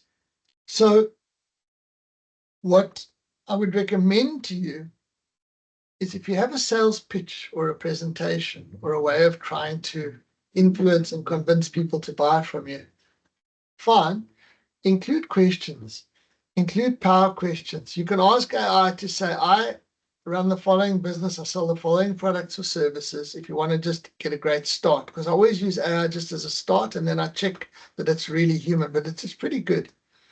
I want to get more of these type of customers. These are some of the problems and challenges they have, and these are some of the reasons they should buy from me. Could you please give me 20 powerful questions that I could ask that would help them to realize that I am worthy considering as someone to supply to them? You'll be absolutely amazed. You'll be completely blown away. I worked with a big hotel group recently, and they don't only sell directly to the public, they sell to people called professional conference organizers. They also sell to corporates who do events and banquets and year-end functions. And we developed different types of questions, and those questions became the script. The old days there was a script, right? Let me tell you about our business and telling. So when you use power questions, you end up listening twice as much as you speak, and you're making notes while you're doing that. So let's talk about active listening skills. There's no point in asking questions just for the sake of asking. The point of asking questions is because you're genuinely interested in the answers. You're curious, you're inquisitive. You're a human being that cares about them, their pain, their vision. Because generally, people buy to move away from pain or towards pleasure. They move to solve a problem or to make a vision come alive. Now, what are active listening skills? Well, you've probably heard of them before. What is listening to understand, not to respond? And really what it involves is, if I say to somebody, like I said to you before, if somebody says to me, we want to, I'm working with a big conference center in Cape Town. We're looking to throw a conference for 400 people at your event next year, March, international conference, and they're coming from overseas. And just recently, I had, thank you, Susan. Thank you. I agree with you that power questions will really help. And really, thank you. That's the reason you're on this masterclass, right? I appreciate. Yes, and thanks for the reminder, Monique. Please post questions, folks, or comments. Anyway, so what happens is this is a big convention center, and renting space in the center can run into the hundreds of thousands or the millions. It's proper money. And so the people say, okay, so when does the conference begin? When does it end? Do you need breakout rooms? They ask very much about the what, but they don't drill down into the why. And then they send a quotation saying it'll be so much for the venue, so much for the audio visual. There's medics and security. I learn all these fascinating things, by the way, because I'm so interested in my clients and customers. I think one of the reasons I get more business is because I ask more questions and I'm more interested in them as people and their businesses. And I even ask my customers about their customers, or my clients about their clients. And then I've taught them to ask, so what is the theme of the conference? And what did you do at your last conference? And, this is Cape Town. Do you want to go on game drives? Do you want to do Table Mountain? What do you want to do outside of the conference? Tell me about the people that are coming. It's not just about the room. It's not just about the what. It's about the why. And again, we develop power questions for them. And then the ability to listen is by repeating. So if somebody says, we want a conference for 400 people. Okay, 400 people. When will the 400 people be coming in? March the 18th and the 19th. Okay, let me check. All right, I do have availability. I can provisionally book it for you. Would you like me to book it for you? So I've told you, and then, yes, please provision. Okay, great. Can I send you a calendar meeting request? Just putting it in provisionally, subject to receiving the quote. Okay, but when do you need the quote or proposal? No, look, we're only going to be deciding on it next week. Okay, who's we? Oh, well, it's me and my board of directors, or me and my MD, or me and my sales director. Now I'm starting to get insight into the buying process, into the decision-making process. Very few salespeople do that. They get an inquiry from a person, they quote that person, they try and convince that person, and then that person takes the emailed or the hand-delivered quotation, puts it on the desk of someone who then compares 3, 4, or 5 quotes. The human side, the emotional side isn't in it. So it's important that you ask enough questions to not just understand the why behind the why, but drilling down, and you listen to the answers to understand who's involved in the decision-making process and how you can influence them and connect with them, because then you've got a better chance of closing the deal. And then, of course, you've got telling or speaking. Before I do this, I'll have a little glass of water.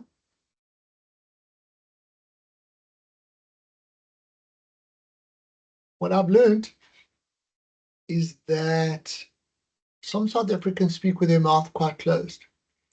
En miskien ook die Afrikaanse mense. And it's because they were just taught like that. They weren't taught like this. So I'm going to actually take the slide off so you can see what I'm talking about.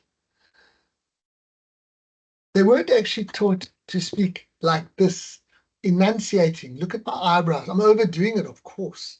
I'm using my hands.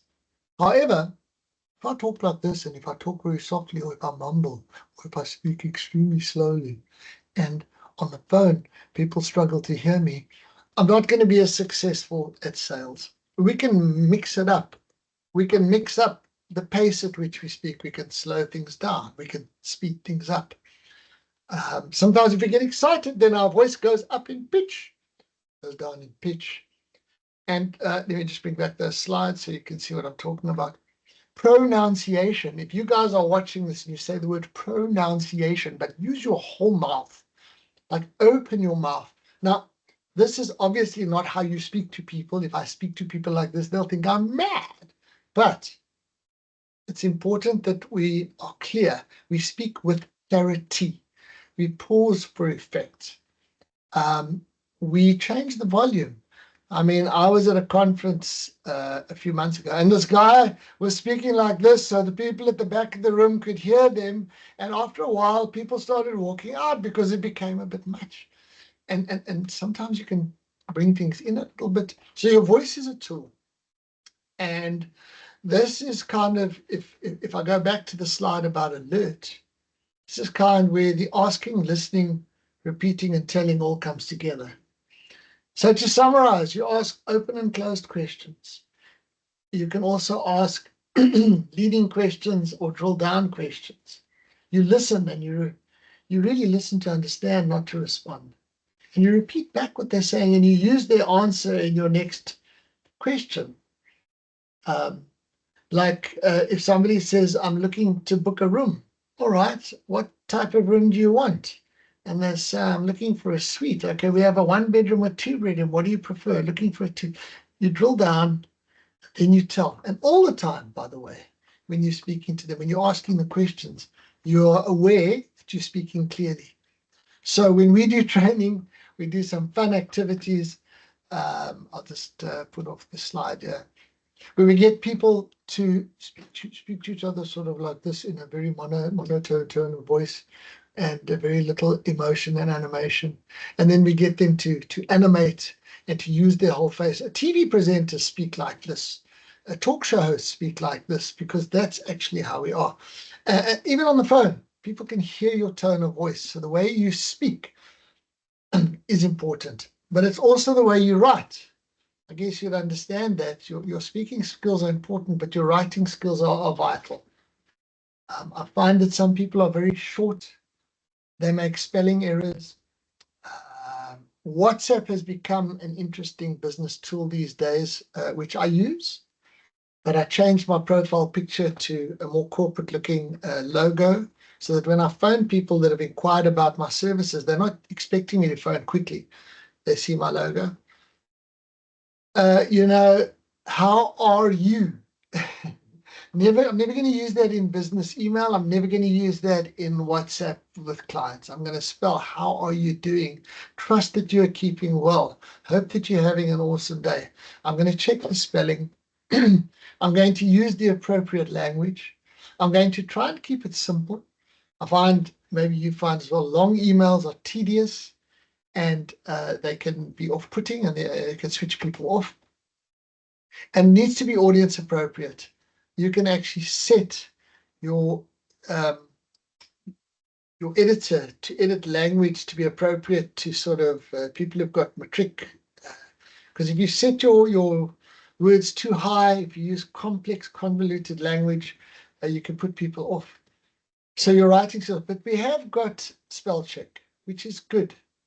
And you can set South African, what do you call it?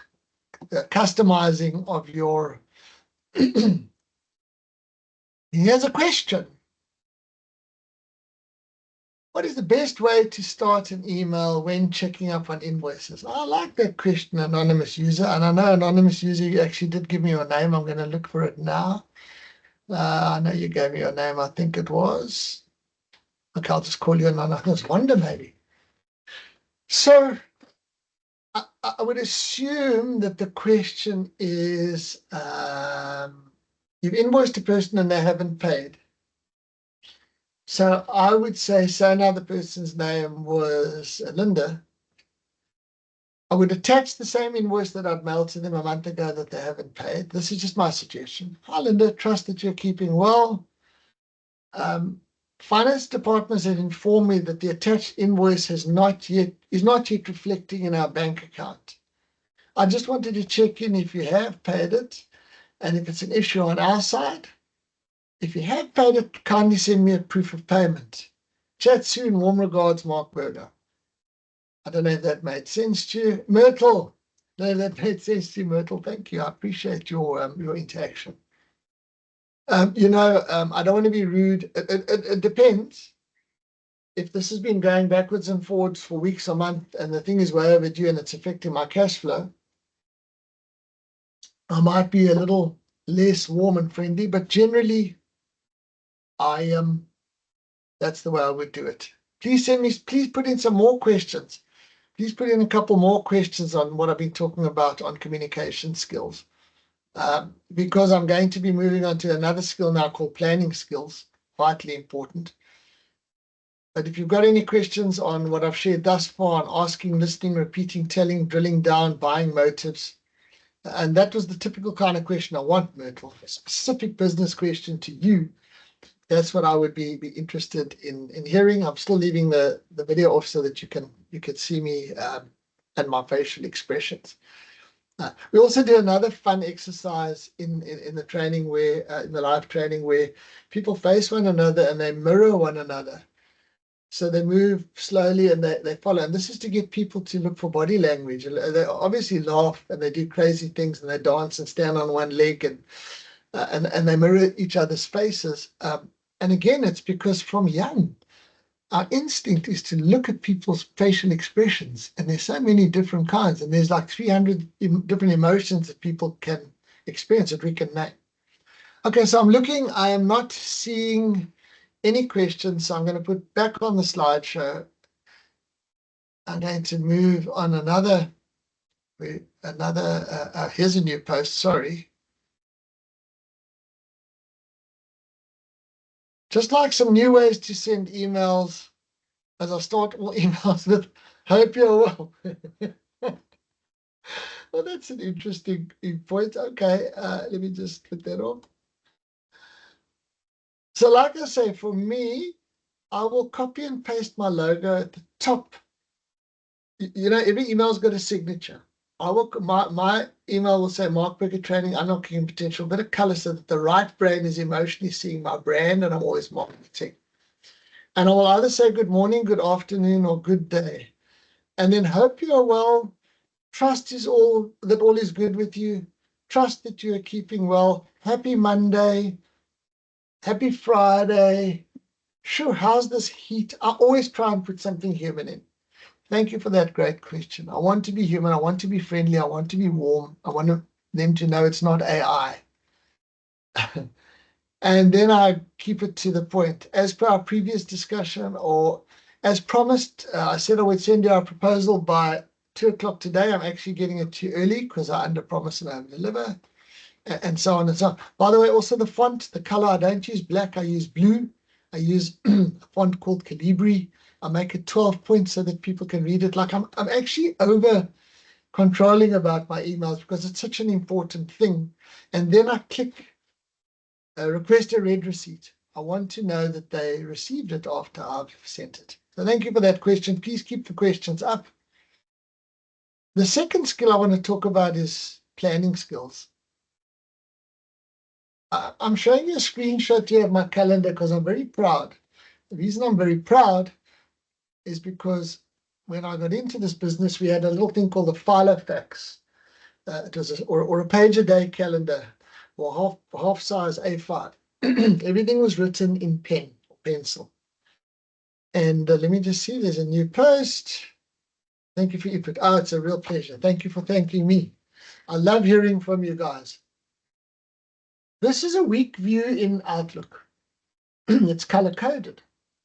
You can set your colors. So for me, dark blue is in Cape Town. So you'll see on Thursday, I had sales trainings, modules 11 and 12, 2 sessions. And there on Friday, I was prepping for SimplyBiz for you guys, right? There's a reminder that my credit card is coming off tomorrow. So there's to-dos also in my calendar. Just I'm saying you don't have to. This has really changed my life. And all the people on my team know that we share calendars. And if you think of something that has to happen, you put it in a calendar, or you put it in a to-do list, or you put it in notes to self. This is the planning part of the thing that 80% of salespeople really need to get better at, and they do. And once they change that habit and it becomes a subconscious habit, they become better, they become more efficient. There's yoga on a Monday. Now, I don't always go to yoga, but I try not to set appointments before 10:30 so that I can go to yoga. If I know there's a public holiday, like on the 16th of December, there's a public holiday, it's in the calendar. And if I put Easter holidays in my calendar early, I'm able to work out months in advance. Hey, if I take off 2-3 days, I can get 10 days. And then you find that the people who use their calendar effectively are the ones who apply to HR early for leave and the ones who wake up a week before, they're like, no, but it's because they don't plan. Now, I was not good at planning because this is admin. A lot of salespeople don't like admin. Now, not only do I use the calendar, follow up on proposals pending. A lot of salespeople don't follow up. They send out tons of quotations and they don't follow up. I'll give you an example. A few years ago, I was very privileged, and it's an interesting story. This I told you about having relationships with the competitors. One of my competitors in the sales training space, great guy. We actually chat quite often. His name's also Mark. And his PA phoned me to say, hey, Mark's been asked to speak at a conference. His wife's giving birth. He wants to be there. Would you take the gig? My competitor refers the client to me. I also refer things to Mark because you see, our stock is our calendar. If our calendar's full, if they wanted me on a Thursday, the 6th of November, I'm booked. Anyhow, I got the gig and I ended up speaking at a big conference here at the V&A Waterfront. And it turns out that it was an international supplier of alternative energy, like, solar panels, inverters, batteries, all the stuff. And load shedding was going mad. It's funny if I think about it. Like load shedding, touch wood, don't talk about it. It's like pretty much gone. And there was a time when I think we all thought it went on for years, more than 10 years. Anyway, there were a lot of people in the room that ran companies that put in alternative energy. And about 5 of them came to me and said, come and do sales training. Our guys are overwhelmed. The whole world wants solar energy. And to cut a long story short, these guys were so inundated with every time load shedding went to level 3, 4, or 5, the phone would ring off the hook, the email, the website inquiries were coming. Please come to our home, to our business. We need panels, we need battery. Now, these things cost hundreds of thousands sometimes and millions, depending on how big it is. Excuse me. And When I went in, because these days I go in and I have a look at what's going on, these guys, all they were doing all day, the salespeople, was getting these inquiries and sending out quotes. They weren't picking up the phone, talking to people. Sometimes they would do a site visit if they were asked to. They weren't drilling down to find out the why behind the why. And their closing ratio was terrible. They closed like 3 out of 100 quotes. But because they were getting so many inquiries, because it was like a gift, and then when load shedding stopped, they were on the phone to me, right, now we need to really up our game because now we're getting less inquiries. So we need to close more efficiently. We need to improve our process and our experience that people have in buying. We need to find out the why behind the why. So guys would be inquiring about a 2 million rand solar installation in Belito for very interesting reasons. Their daughter was studying overseas. They had to sometimes do some business deals with other parts of the world like Australia and Canada. They needed to be up. They had a wine collection worth R1 million. That's the reason why they're doing it. And then in the proposal, you would remind them not just about the batteries, the inverter. This system will keep your wine protected during load shedding, and it's very hot in KZN, for up to 48 hours. And that reminder, that repeating of what the why behind the why in the proposal was what helped to close the deal. And the closing ratio went up more than 50%. So I encourage you to get your calendar going, to put personal stuff in there, to put rest in there, to put gym in there, to put yoga, to put follow-ups. So if I tell a client, I guarantee I will get your quotation by, what's today? Today is, I forgot. It's Tuesday. Thank you for reminding me. I was only teasing. I'll get your proposal normally within 48 hours. By 14:38 on Thursday, I put a note in my calendar. So calendars, now meeting requests. Normally I would show you my actual calendar, but I use meeting requests all the time because it allows you to put yourself in the client's calendar. Somebody says, I'd like sales training. I'll give them a call. I say, let's do a Zoom or a Teams. They say, okay, let's do it tomorrow at 4 p.m. I say, great. Open the meeting request, email them a request that says 4 p.m. Mark Berger discusses sales training with John Jones. Put my logo in, boom, I put a reminder in. This is unbelievable stuff. Salespeople don't use this enough. You can put yourself in other people's calendars for meetings, for follow-ups, for specific times that they have to drop the laundry off to be cleaned. You can like basically infiltrate into their private little calendar. All they have to do is accept the meeting and boom, they're in, and the reminder comes up. And then the other thing is, as you know, some of my to-dos are in my calendar. Some of them are also in my to-do list. Now, the interesting thing about a to-do list, and on your phone, you can have a thing called Any List. It's a very nice little hack.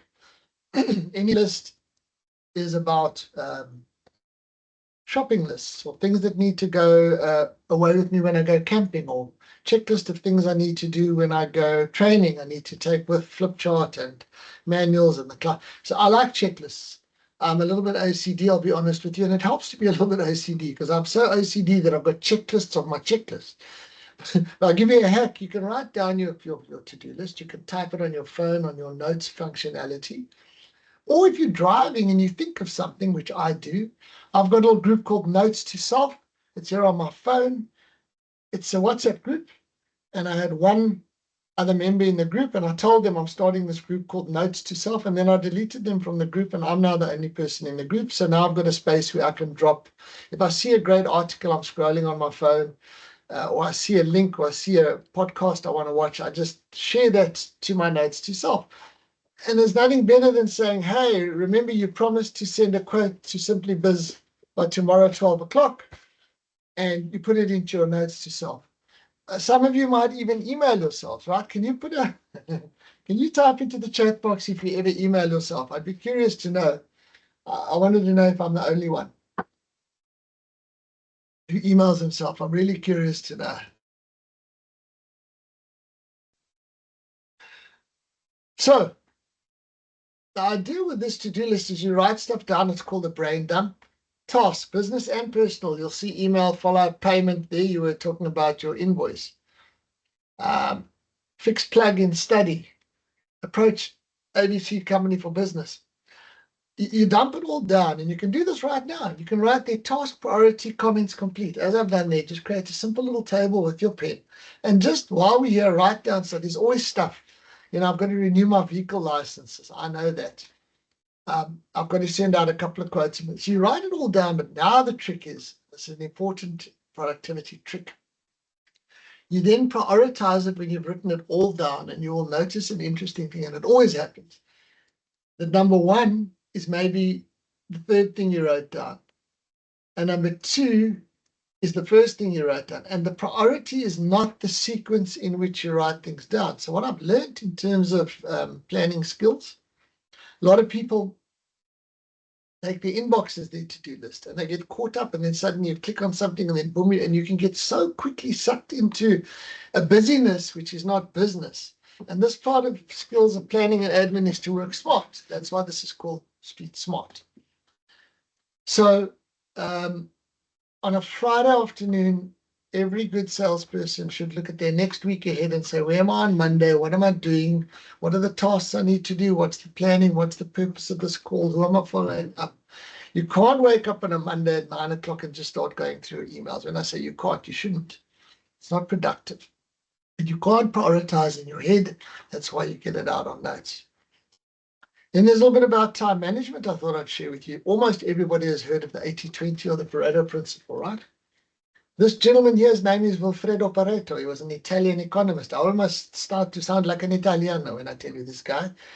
Wilfredo Pareto. So he was an Italian economist. Long ago in the 1800s, he discovered that 20%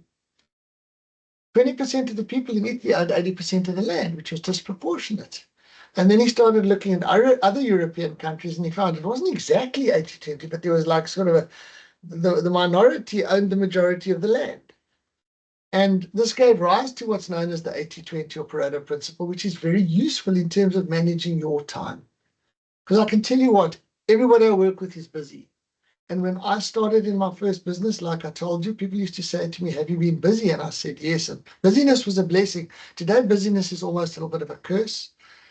It's not hard to be busy. I know people who are handling hundreds of emails, jumping from one meeting to the next, really coming up for air, gasping for air, breathing. And I was like that. I would work 18 hours a day. And I think there's nothing wrong with doing that in the beginning as an entrepreneur. But that's why you come on these master classes. That's why you do the Kaizen continuous improvement. I'll tell you a fascinating story around this. Great book, which I read some years ago. When I bought this book, I thought that it was about working 4 hours a day. Because it would be really cool if we could all work from 9 to 1 and then spend the afternoon maybe watching our kids play sport or swim in a gala or going to the beach or chilling or, having a game of golf. But when I actually got into the book by Timothy Ferriss, and he's become a very, very famous guy, he wrote lots of interesting books, it was 4 hours a week, not 4 hours a day. That's ridiculous. And this book is a true story of how he, as an entrepreneur like you and me, went from working 80 hours a week. I think the business, I read it a long time ago. I read it twice. Good books can always be read twice. It made brain supplements that help you to be more focused and your brain to work more effectively. And he did everything. All those hats he did. He had the factory, he manufactured, he had the labels printed, he bought the raw materials, he paid the suppliers, he invoiced, he delivered, he did everything. He wore all the 7 hats. And he worked 80 hours a week. And then someone taught him about this 80-20 principle, which said, hey, only 20% of what you do gets 80% of the results, right? And that's a fascinating thing, because that means that if you're busy as hell, but you work a 10-hour day, only 2 hours of the day are you being absolutely, truly productive. And in sales, that's when you are talking to your customers face to face, on the phone or email. When you're driving to your customers, if you drive, and a lot of people do, it's part of the job. When you are doing research and development as part of the job, but when you're getting lost in unproductive scrolling, or doom scrolling as they call it, that's a waste of time. Anyhow, the book goes through how he started to outsource and how he started, and eventually he got down to the 4 hours that only he could do. His genius. from 80 hours a week to 5 hours a week, and his business doubled. And so from your point of view, there's also a book called 80-20 Sales and Marketing by a guy called Perry Marshall. The Definitive Guide to Working Less and Making More. I encourage you to look at these books. This is why I call this training the Street Smart Sales System, because, you know, we're not meant to work 80 hours a week. We really aren't. I always say that in the beginning, when you're starting the first 3 to 5 years, it's okay. You can't afford to outsource. You can't afford to employ people. But if your sales and marketing gets better, that's going to be your quickest way to up your cash flow. I'd rather have too many orders that I can't fulfill than a warehouse full of stock that I bought that I can't sell. And I know you'd agree with me. So here's some examples. In many cases, 20% of our customers provide 80% of our revenue. So if I've got 100 customers that I call on, or clients, 20 of them are bringing in 80% of the bucks. Now, as a sales representative, strategically, I should be spending 80% of my time with those 20, but I don't, because I've got this one on at 10 o'clock and this one at 11 o'clock, because I haven't thought strategically. I haven't applied a system. I'm just kind of showing up habitually, subconsciously programmed to do things like I've always done. And it's that 20% of the habits that you and I need to change that's going to make 80% of the difference. 20% of our product range makes up 80% of our sales. You have a look at a company that sells hundreds of different kinds of, or 100 different kinds of cosmetics. Just about 20 of them, it might be 15, it might be 25, but it's always that. It's a fascinating thing. This is the big one. And I mentioned it, 20% of our sales activity generates 80% of our sales results. So there you go. So this is the challenge, and this is what I get people to do on sales training, is to go, hey, what's my genius? Like, what's the stuff? What are the 20? Who are the 20% of my customers that deserve most of my attention? Who are the 60 that deserve, and who are the 20 that waste my time? Because a lot of salespeople never want to say no, and sometimes the small customers that give you a hard time, strategically, perhaps you need to start saying no, see them less frequently, hand them over to internal salespeople. Those are the strategies that we often recommend. So what's the waste? You know, there are certain inquiries I get that I don't anymore. I used to quote everybody, I don't. Hi, we're a call center, we're selling timeshare online, we want you to help. I don't, because call center is so narrowly focused purely on a telephonic conversation. My system involves everything from email, as you've said, to planning, to strategy, to process. I'm starting to outsource. I used to do the invoicing and the onboarding. I've now created a whole folder with all the vendor documents. And I'm getting my team to do that.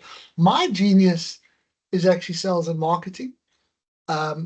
I handle the inquiries at the moment. I close the deals. In a little while, I'm going to hand that over to a member of my team in the next year or two. It's busy happening. This is what I want to be doing. This, and not every single day. I like to do this 2-3 days a week and then rest, because my strategy and my goal is to only work 9 months of the year and take 3 months off. And I'm pretty much getting there. But it's taken me 40 years, and that's because I had a goal, smart goal. The other way to look at it is 20% highly productive, 30% somewhat, 30% somewhat unproductive, 20% waste. So yeah, this is how you get out of the busyness. Thanks, Monique, for sharing that. A lot of people are stuck in the busyness and they don't even realize it. So we have to identify the 20% of customers, activities, products, or processes that account for the 80% of contribution to profit. And then we maximize the attention. It's a choice.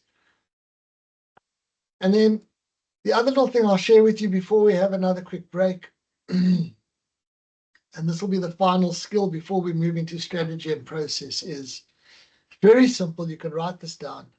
The 4 Ps to time management. So the 4 Ps to time management are be present, plan, prioritize, and proceed. Now, it's simple and it's powerful. I like simple, powerful. So be present means the busyness means we are distracted. We're trying to multitask.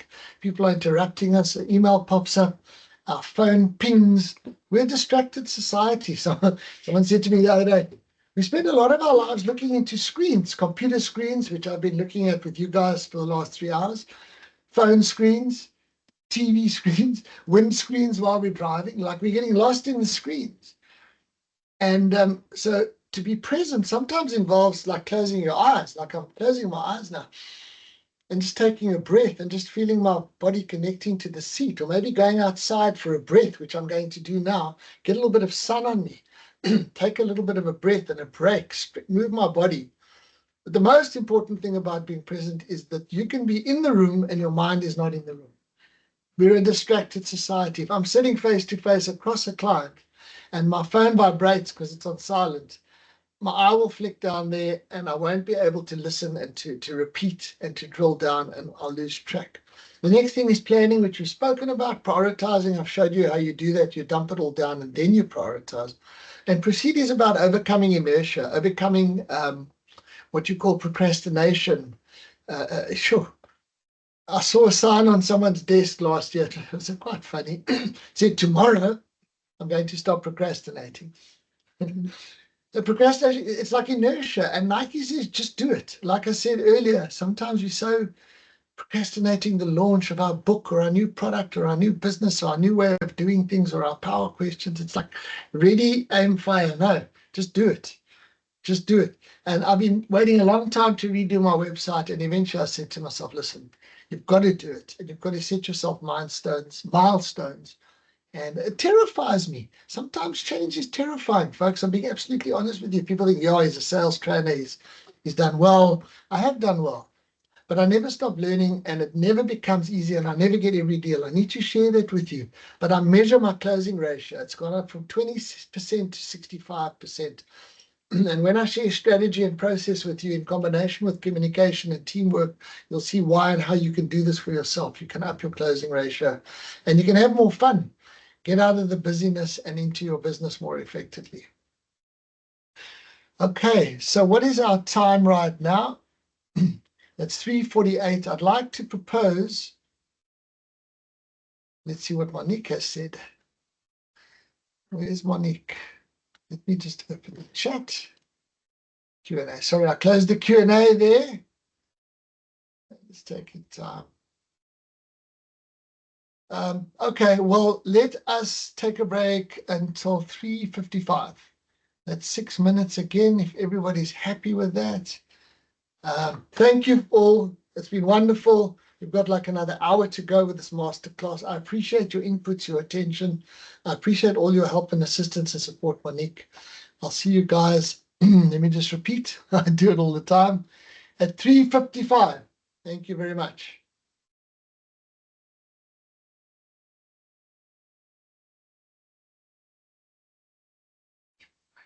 Sorry, it'll be 3 p.m. I'm looking at another timer. Thank you, my team, for reminding me. I'll see you at 3 p.m.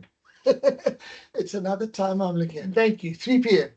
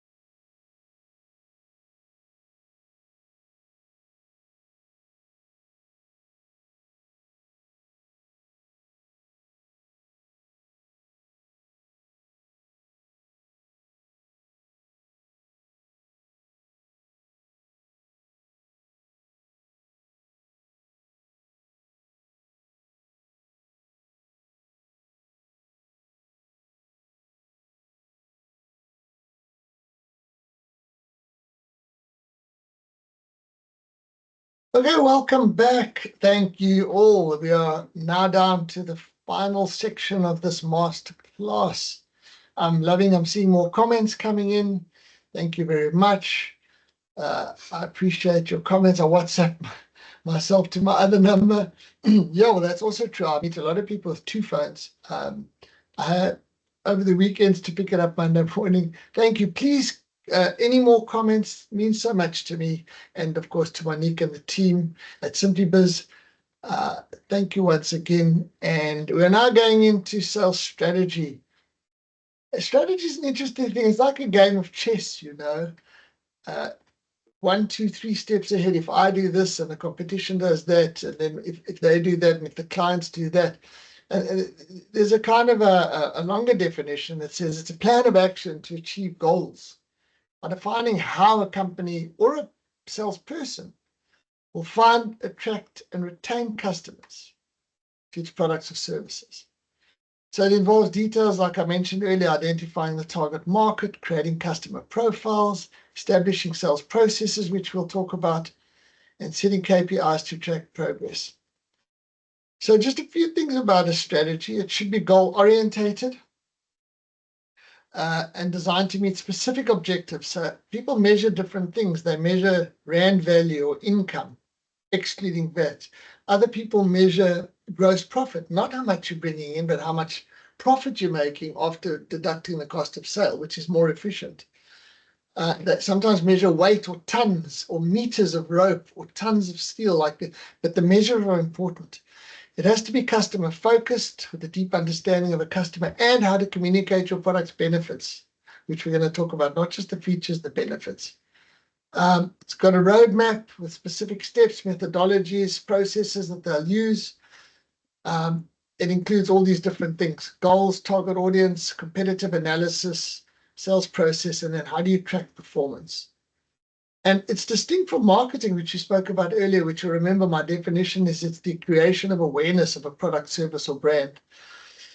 This is more about the direct actions that we take and the processes for closing deals with individual customers or organizations, right? So that's really important.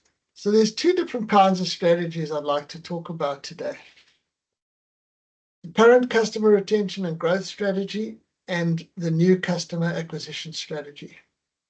So the leaky barrel syndrome says if I'm focusing on bringing in new clients, but I'm not really looking after the ones I've got, and by the way, clients, customers, same thing. These are people or organizations or companies.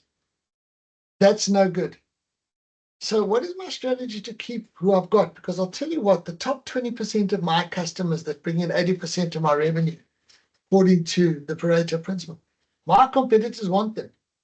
They want them. You know, I work with a company that sells a variety of cleaning chemicals and cleaning materials and implements and machinery to factories and engineers and manufacturers. Very competitive.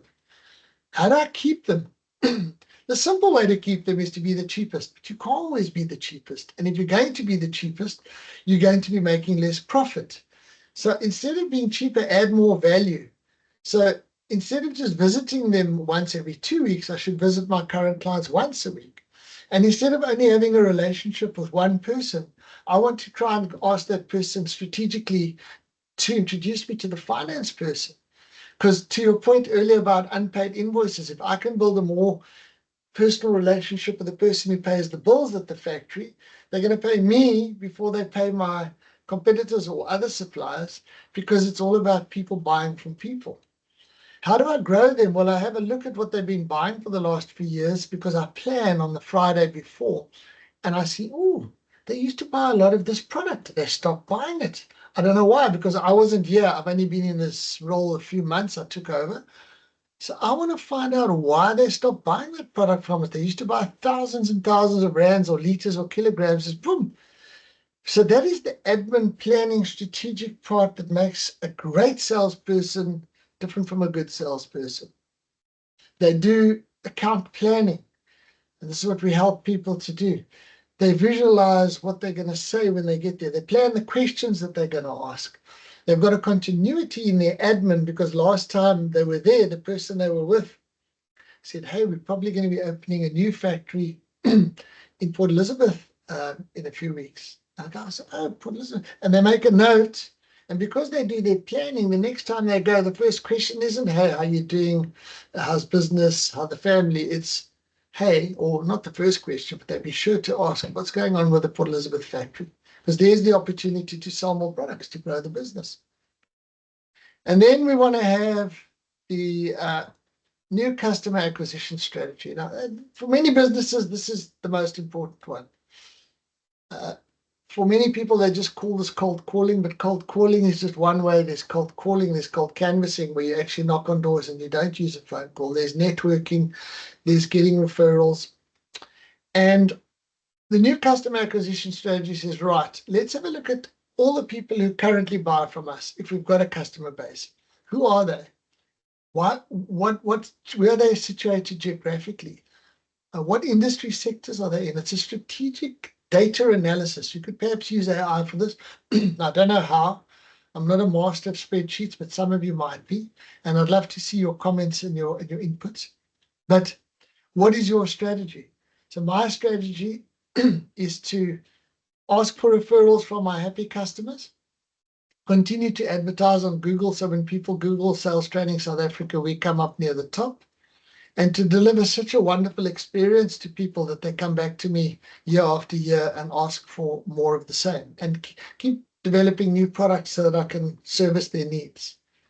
You can also have personal brand building strategy. Mine will happen on LinkedIn. It can happen through industry associations that you become. LinkedIn is a whole thing. You don't just post on LinkedIn.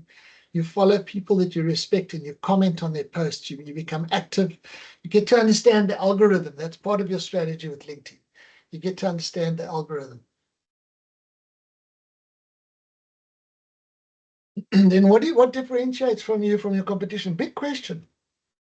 What differentiates you from your competition, and how do we add value? See, adding value is a strategy that compensates for cutting price.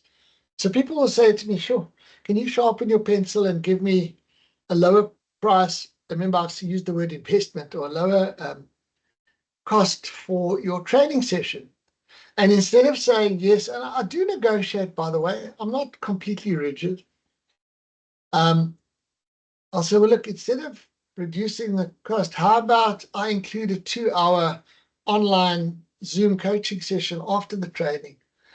So I give them more. How about we include a free sample of this? How about we teach you how to use the chemicals? We ask clients to post on our socials. That is a beautiful strategy, Anonymous. That is fantastic, because if you don't ask, the answer is always no. I think it's wonderful that you ask clients to post on their socials, and maybe even to share your posts. And that is exactly what we're talking about in terms of a brand building strategy. There's also what we call a go giving and value adding strategy. I have a strategy where I say, well, if my client is in a manufacturing industry that uses heavy machinery, like an engineering plant that uses tons of electricity, and I go around and I see another factory that's implemented low voltage lighting and 12-volt transfer, and they've reduced the electricity bill, I'll go and give that information to my clients. I'll even present a document, 10 ways to save costs, 5 ways for more effective use of your chemicals. Here's a short video on how to get your salespeople to implement everything that we've taught them. Here's a checklist document. Here's a template for a great email. That's what I call the go giving and value adding strategy. And then the other one is called the pain and pleasure island strategy. It's a fascinating one. I'll just put a little image up here. You might find it interesting. There is a saying in marketing that people buy something to move away from pain or towards pleasure, or both. And we sell something called the boat. And again, the simple example is my sales training is the boat, but I don't spend a heck of a lot of time saying to people, let me tell you about the training. We're going to start off with sales attitude and the left and right. I don't go about that. I say, tell me about why you want the training. And they say, well, we're struggling. We're seeing a lot of clients moving away to our competition. I found our salespeople are demotivated. And then I say, well, okay, I understand. And I repeat it so that it's like the doctor doing the diagnosis, right? And then I say, well, if you had to wave a magic wand, what would you see? And it's normally the opposite. No, the salespeople are more strategic. They're planning more efficiently. They're asking better questions. They're closing better deals. And I make sure that I spend 80% of the conversation talking about that, not about the training and module 1 and how many people. I put that into the proposal, but most people talk a lot about themselves and their business. You know, we're very good, and I'm sure you are, at laundry, and we pride ourselves and we take care in that. But it's better to say, well, you told me that you are very particular about the quality of your garments, and you're having some pain at the moment because your current supplier is not ironing to specs. So we pride our, so you talk about the boat a little bit, but you go from talking 80% about the boat, which is what you sell, to Pain Island and Pleasure Island, which is why they buy, which ties back into the drill down process. Also talks to this thing that people are interested in the features of what you sell, but they really buy the benefits. You know, the feature advantage benefit strategy says a feature is what something is, and a benefit is what something does. So strategy is really, really, really important. Most salespeople, as I've said to you before, aren't strategic. Most companies don't have a strategy. It's important because if you have the right attitude, which is very important, and you have all the skills that we spoke about, very important. But what's the strategy? How are you going to execute? What are you going to differentiate? And in this world that we live in today, and I will tell you this before we move on to process, a good strategy is often simple and powerful. I think I mentioned outsurance. I'll tell you another great strategy. Discovery vitality. Some of you may know Discovery is done very well, not only here, but all over the world. Instead of just, they have a medical aid, which I'm on. Instead of just paying you out when you're sick, they reward you for being healthy. It was like a small flip, but it was a big deal. No one had ever done that. I don't know if you know, if you go to the gym, you get extra points, and then you can get smoothies. And they were like, we want to incentivize and encourage you. Our strategy is we are a medical aid. We're not the cheapest. The way we're going to add value is that we're going to reward you for being healthy so that you don't have to go and claim lots of money from us when things go wrong with your health. Outsurance, again, all insurance companies paid no claim bonuses for years, and they just took the no claim bonus and renamed it to you always get something out. It wasn't even life-changing. It was more of a marketing strategic. The foundation of it was still insurance, but they put a spin on it. That's what strategy is in sales. It's putting a spin on it. You know, like Nando's. It's a great company. I always laugh. Their adverts are funny. You know, they say interesting things. They tickle and take digs at politicians and celebrities and things like that. So when you've got a great product like Nando's has, and it's got great strategy and great marketing and great service, the world's your oyster. The fourth part of the Street Smart Sales System, the fourth key, is called sales process. I think I mentioned to you before, I hadn't really heard this word until I'd been selling for a very long time. And the Americans, of course, call it your process. You need a customer-friendly sales process that creates a great buying journey. And that's my American accent. So sales process, and I really would encourage you to look at this. It's a repeatable set of steps a salesperson follows to guide a prospect from initial contact to becoming a customer. It provides a structured roadmap for turning a lead into a sale, ensuring consistency and efficiency by outlining what to do at each stage of the sales cycle, from prospecting right at the beginning to post-sale follow-up. Now, every salesperson follows a process. And most companies I work with, whether they've got 6 salespeople or 60, they all have a different process. It's their process. And it kind of works. But some of them are doing great things in their process, some aren't. A lot of them aren't following up, like in that solar industry. They're just turning out quotes. They're not following up. They're just sending out so many. They're not personalizing it. They're not asking enough questions. So this is a kind of a diagrammatical representation of a sales process. It says, well, where do the leads or inquiries come from? Is it from marketing or referrals, or do we get repeat business, or do we work off a database or off a website? And then We qualify the lead and we do our preparation, our planning. And what's our first contact? Do we do a telephonic cold call or do we warm it up by connecting with them on LinkedIn? And we break up everything that we do into little steps, little actions, little communications. And we map the process. And then there's the first meeting, the introduction, the interview. Can you see my mouse over here, by the way? I'm moving my mouse. I'm not sure if it's visible. Then you send the proposal, and then you follow up. So this is a tool that you can draw this yourself. You can take a photograph of it. It's how we teach our clients to map and refine their process. So step one, and I'm going to explain it to you. Thank you, Monique. So I'm going to explain it to you what shifted my business. As a fellow entrepreneur, I've got to tell you that the amount of joy, the amount of business that came in when I started to work on mapping and refining my process. And the best way to do it, to tell you a true story. So remember I told you I got into this business in 96.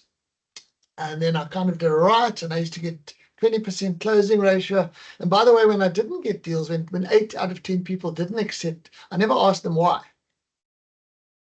I just assumed I was too expensive, or maybe I was too inexperienced, or they didn't like my pitch or my content. I didn't ask them why. It's quite important if you don't get deals to ask why. They call it a post-mortem. They sometimes won't tell you.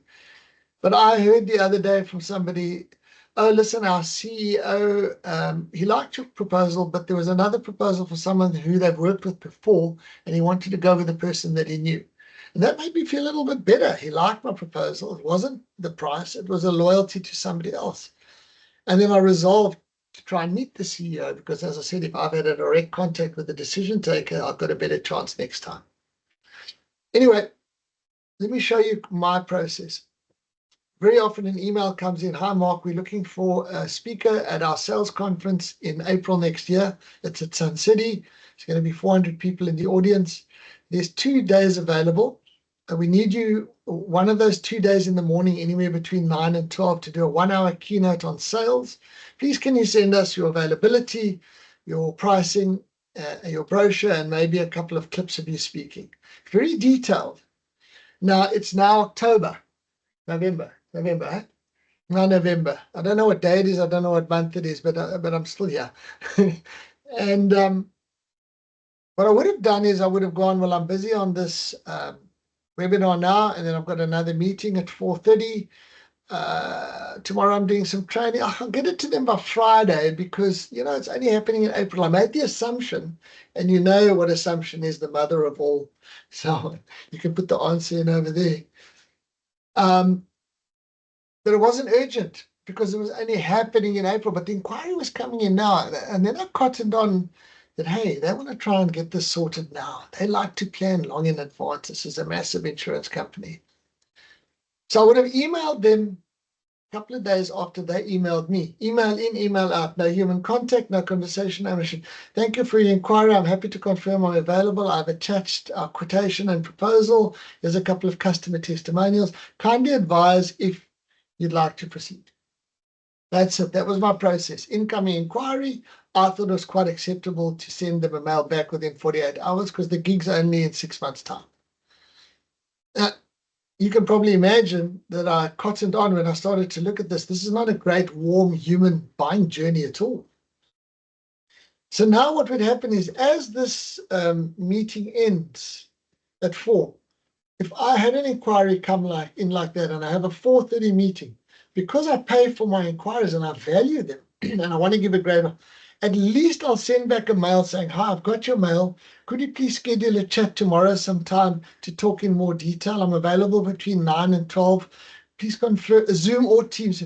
I want to set up the next step of the process to be a human connection before I send a quote or a proposal. I want to build that bridge that I showed you earlier. I believe that people buy from people, and emotionally, you can't get emotion into email. It's just words. I am going to send an email, but I'm inserting steps into my process to engage people, to impress them. I want my process to be better than my competitors, because at the end of the day, if they're looking at 3 quotes, sometimes they have to get 3 quotes. It's company policy, or it's required if you work with government. I went to go, geez, that guy asked me a lot of great questions. You know what? He was really interested. Geez, his proposal and quote's got our logo on it, not just his logo. He's repeated all the things that I told him about the challenges that I've got. These other guys just sent me a piece of paper saying, well, do the training, it'll cost you that. They're a bit cheaper. He's a little bit more, but it's not a lot more, but I can see why he's a lot more. He's added value to the process. People have said to me, Mark, the reason we bought your training is because of the way you sold to us. If you can teach our people to sell the way you sell to us, we'll be happy. Thank you very much. And I get less objections because I've mapped. And the next thing about the process is the follow-up. There's always a next step.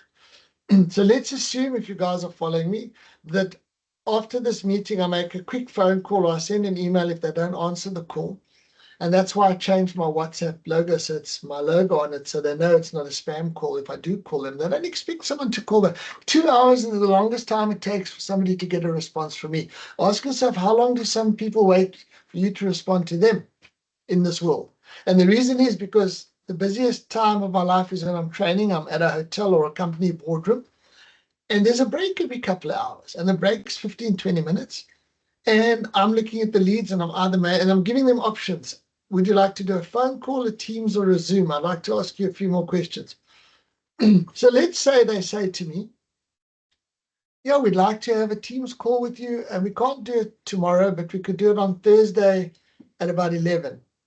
And I go, great, thank you. Thursday 11 will be good. Then I send them a meeting request, and the meeting request says, Mark Berger speaks to Paula Adams about the April conference at Sun City.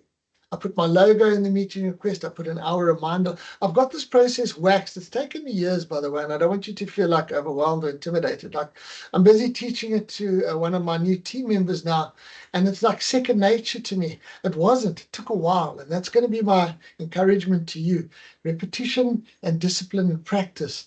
It took a while, but if you keep using these words, attitude or mindset, skills, strategy and process, particularly, and if you've got a teamwork, which is how I'm going to end off today, that's the fifth key. Then we set up the Teams meeting, and at the Teams meeting, I used to do like a pitch, which includes some of these slides about the sales system. And now I just do one slide. I say, look, this is what we do. These are the 5 keys. Could you tell me a little bit about your team in terms of their attitude and their skills and their requirements? And that's where I want to get them talking. And as they're talking, I'm drilling down and I'm making notes and I'm following the process and I'm repeating back to them. And here's the kicker now that I've learned that makes it really interesting.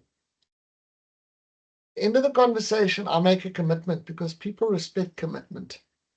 And I say to them, all right, it's 15:23. Notice I've got the time correct. Thank you for pointing that out.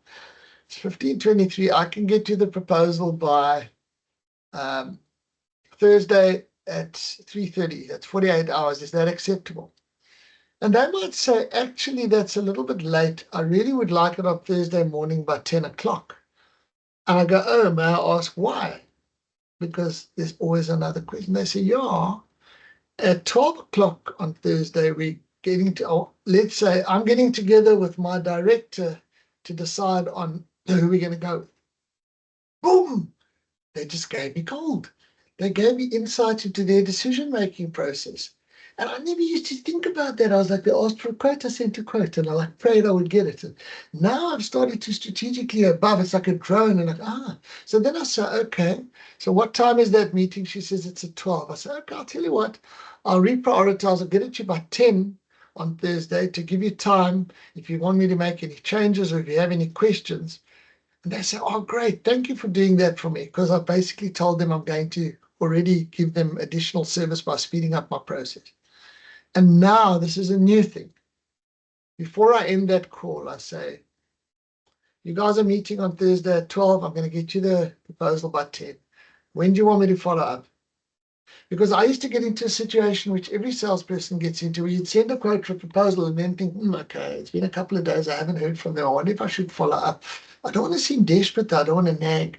I also don't want to delay the follow-up because then they might think I've lost. I used to get into this funky brain thing about how and when to follow up. Should I mail them? Should I call them? So now what I'd rather do is at this stage, because I know that there's another step, and I'm not just in this step, And often I'll say at the end of any stage of the process with the client, what's the next step? What are you going to do and what am I going to do? So I'll say to them, when would you like me to follow up? And sometimes I'll say, hey, we're having the meeting at 12. You're welcome to phone me at like 3 p.m. on Thursday. And like, boom, the next step of the process is agreed to. And I go and put in my calendar and I even send them a meeting request. That's how it works if the relationship is good. Follow up 3 o'clock on Thursday. So the next step of the process. Follow up is key. It's vital. And then I'll say, well, how do you want me to follow up? And say, no, just give me a call on WhatsApp or send me a voice note. And I specifically write down, client asked me to follow up with him 3 p.m. And I put that note in my calendar. That's why my calendar is so busy. What I don't want is to not keep to my word or to disappoint them or to get them to lose trust in me. So any questions or comments on process? I hope it's making sense. So you've got different processes. You've got current client retention and growth process, which is how you implement your current client retention and growth strategy, right? You've also got your current client upsell and cross-sell process. So I mean, simple example I often share is McDonald's. You walk into McDonald's and you say, I'd like a quarter pounder with cheese. If they say to you that's going to be $49.99, you'll get fired. You get fired because you didn't ask one of the 3 key questions that has made McDonald's billions of dollars. You know them. You've been asked them if you've ever been to McDonald's. Would you like fries with that?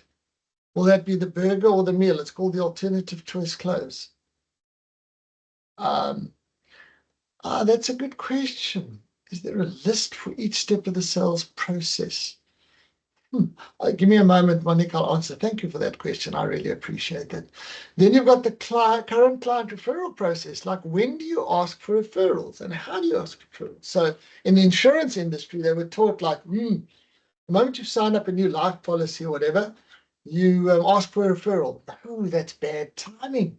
You ask for a referral. I've worked with quite a few insurance companies over the years when you've just paid out a policy and they're loving you. And you've, as their broker, you fought with the underwriters to get a payout that they were disputing. And they were like, geez, they come to you and they're saying to you, thank you, thank you. You did so much for me. You saved my life. That money was going to break me at the bank. And then you go, it's all part of the service. Thank you. I appreciate that you appreciate me. Do you mind if I just ask you a question? And they go, yes. Most powerful question. Do you mind if I ask? And they go, yes. You go, do you have anybody else, maybe in your family or your circle of friends or colleagues, you might want to recommend my services to that would want to get the same kind of level of experience as you got from me? That's called the referral script. It's about timing. It's linked to strategy, and you can build it into your process. And then, of course, I just explained to you my new client acquisition process. The other thing I wanted to talk about, and I think it's important that each step of the process has a template. This is my, and you can copy and paste. This is my incoming inquiry form on my website. This is my outgoing form of the questions that I ask when I first phone or email the client. This is my proposal template. This is my follow-up email template. This is my second follow-up email template. This is my third one where I ask if we can close our file if you don't present. So each one of these has a template, and it's important that you create them and you present them. Monique's asking me, no, Monique, I didn't include templates. Let me just have a look at my slideshow over here. I didn't include typical templates, but typical templates, the nice thing about templates is that they allow you to work on the 80-20 principle. So my template for a sales proposal has got Mark Berger training, and then it's got a place for the client's logo. And then it's got, dear Monique, thank you very much. In fact, Monique, you would have got one. Thanks for your inquiry. I really appreciate. Here's a high-level overview. Then it starts with, sorry, I'm not showing it. Monique asked about what does each template look like. I will add that into the next version of this. Thank you, Monique, for your question. Background and context. SimplyBiz is looking to upskill its entrepreneurs. We're looking for a masterclass covering aspects of sales success. I repeat back everything that was said. I then talk about the process that will unwind. I then put in the investment, not the cost or the price, etc., etc. So each stage of the process has a template. And that means you copy and paste, which makes it really, really nice and pleasant to do. So there's repeatable steps so that every customer receives a similar experience. It guides the buyer. It aligns with the customer's journey, moving with them through stages of awareness to making a purchase. Now, I can tell you something, the best way to do this, because sometimes you're so close to your website and your process that you can't even see opportunities to improve or parts where the process isn't great, is speak to someone, a colleague of yours, maybe someone who's in a business that doesn't compete to yours, and say, please do a mystery shop with me, because we do a lot of mystery shops. Send an inquiry to my website requesting a quotation or a phone call or a meeting or whatever it is that your website offers. And then let's see what happens. And come back to me and show me my process as you experienced it. Because you can't believe what I hear from a lot of people. Yeah, it's quite difficult because our system doesn't allow that. And this is and I get all these weird excuses and I go, but hang on, the customer doesn't care. They're not interested in your system, and you could like find ways. And that's what I do. Often I get a bit challenging because I want them to see that it's their subconscious beliefs and habits, and they're in a stuckness and they're in the busyness. And the busyness says, improve your process. I mean, just look at Takealot. Look at their process. It's amazing. Click, boom, collect tomorrow, sign up for this. I mean, it's pretty much seamless. They've improved everything. Booking an air ticket online. I mean, you can choose your seats. The process used to be slow and clunky, and they've improved it. There's examples of it everywhere that make a massive difference. So it also includes all the stages in order to be complete. It covers objection handling. When you've got objections, and the easy way you'll get less objections, I think I said this before, when you have a great process, when you ask the right question, when you behave in a professional way. You see, South Africans complain a little bit about service on Hello Peter and all that. Our service isn't that terrible. I've traveled to many places around the world and I've spoken in different countries and trained, but they don't expect a quick, slick and simple process. That's something that you can write down. Quick, slick, and simple. You want to get back to people quickly. Even if you can't send at least I've got your inquiry. I'll get with you shortly. I'd like to schedule a meeting or a Teams meeting or a phone call. Slick, it must look good. It can't be terrible and tired looking. It has to look modern and clean, and then simple. Yeah, I know sometimes big organizations have big complex contracts and things like that. I get to understand that. But as SMEs and entrepreneurs, you want to make it easy for them to buy, especially for the right brain people who want a one-page summary of what you're going to do. My proposals actually include a sort of a high-level overview, and then it does go into detail for the left brain people. So I try and cover both bases. So what I'm going to encourage you to do is map your current sales process in detail, each step. Just map it. Step one, what does my web form look like? Step one, if somebody walks into my business, how do I approach them? What questions do I ask them? What do I want to do next? If somebody emails me an inquiry, do I email them back? Do I include? And what do I ask? What does my email look like? Where's the template for that? And if you've got a team, and this is where I'm going to end off, take a look at all the ways your different team members reply. And you'll find some of them are doing a wonderful job with the warmth and the humanity. And some of them are doing like a not like a job. What you want from this is consistency.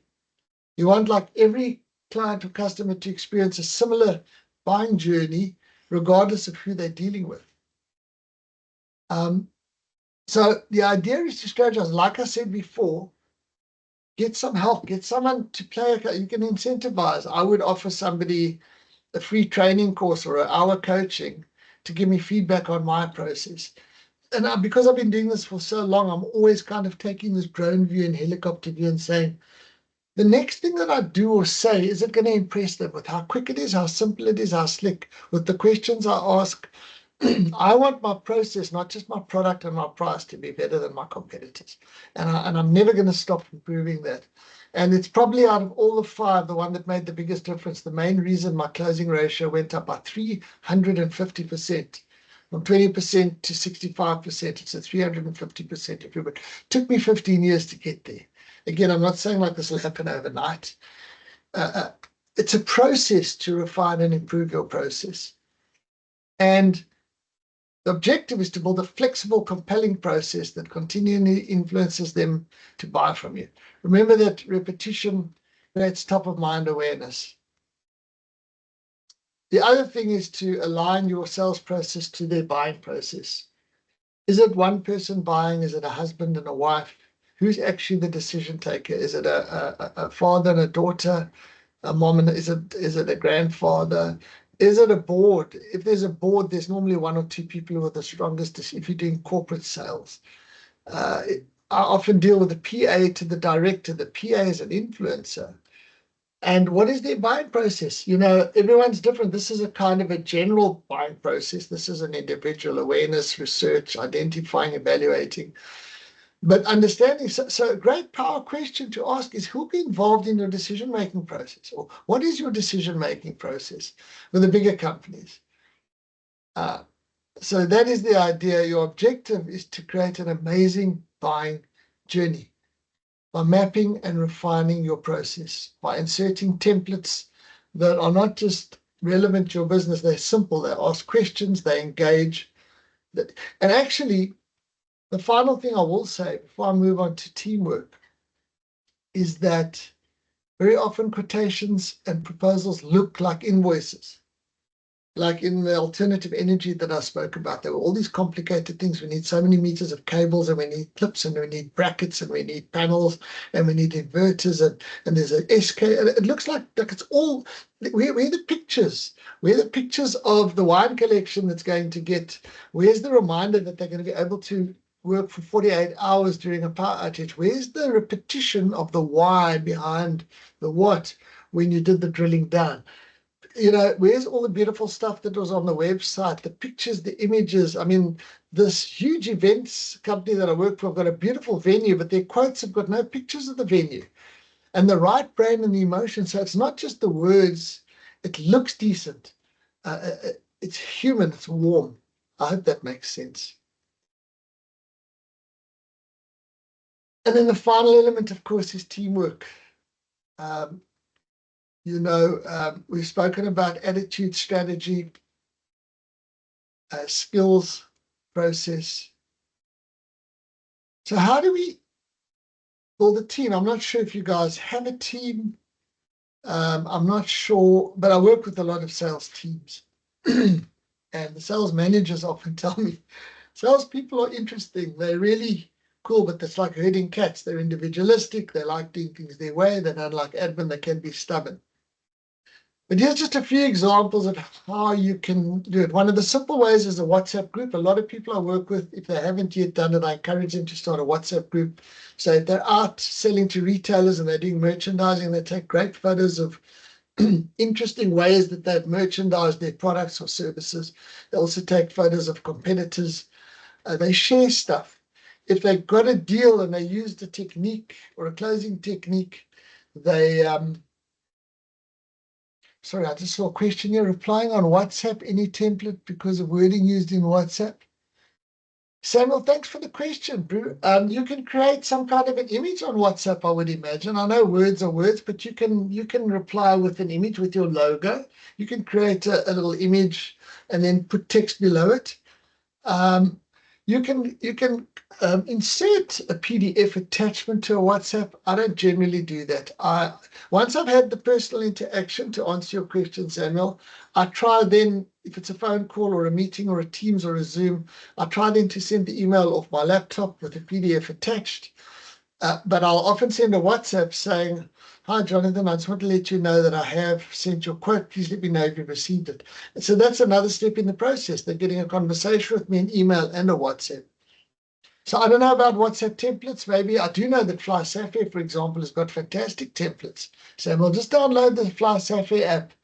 It's incredible. I get my boarding passes from Fly Sapphire. I can check in on Fly Sapphire. I can check the status of the flights. So I think on business you would be able to. Thank you for the question. Thank you very much. So thank you, Monique. Thank you so much for that reply. Monique just said lots of LOL. I'm sure we did. That's why we got you on board. Thank you. Yes, the process, the strategy, the engagement. Thank you. I really appreciate that, Monique. So the shift you want in a team is hunting as a pack. And the shift is not because I'm good because of what I know. We're good because of what we share. And you encourage them to share. And here's a few little examples that we encourage some of our clients to do. Pair them up. Like, it can get lonely out there. Like, let two people go on a call, or invite someone from finance to come with you to a big client, one of those top 20, and say, hey, I brought my financial person. Now, maybe the financial people have spoken to each other by email for 3 or 4 years. And suddenly, you as the salesperson connect them to one another at their factory. Boom, human connection, lekker to know you. There's a face to the name. Everything changes. Like, this is simple stuff, but it's very, very powerful. But I went out and I did observations with a large foreign client who sells very sophisticated high-end chemicals in South Africa in laboratory manufacture.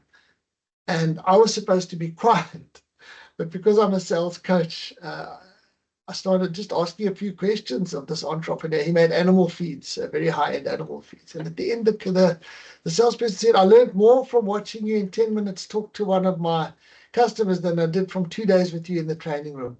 So out there in the field, strategically, then you've got to get off the busyness hamster wheel. You've got to be strategic. You've got to plan it.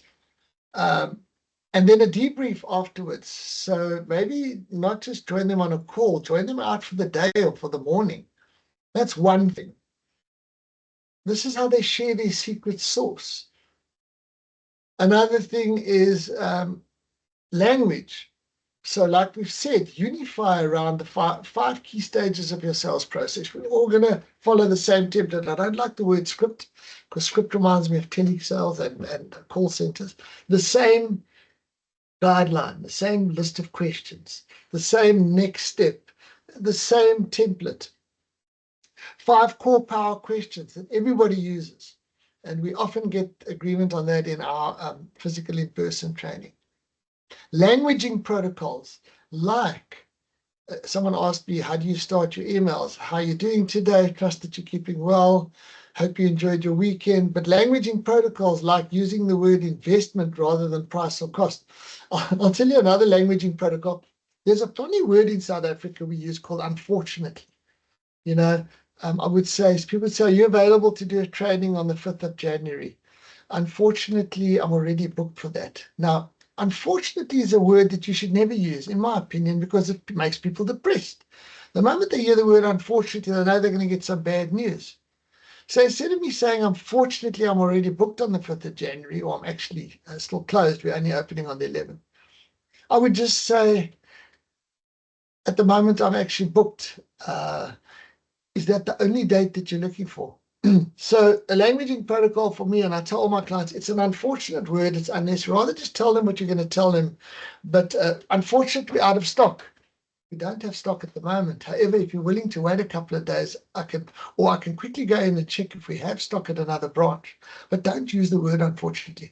Anyway, I'm going off. It's an unfortunate word that adds no value. It's just a habit in us. Just think about how many times you use the word unfortunately without realizing it.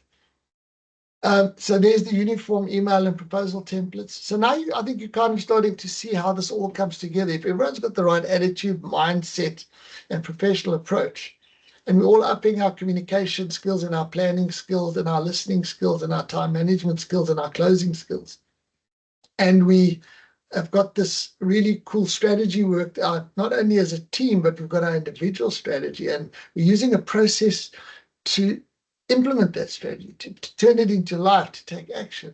And we're sharing this with one another. Like if every sales team member puts one cool bit of information into a shared drive that we can share with our customers, and there's 13 salespeople, suddenly each one's got 13, as opposed to you having to scratch around every week for a new thing to share with your customer, like industry news or events or ways to use products more effectively.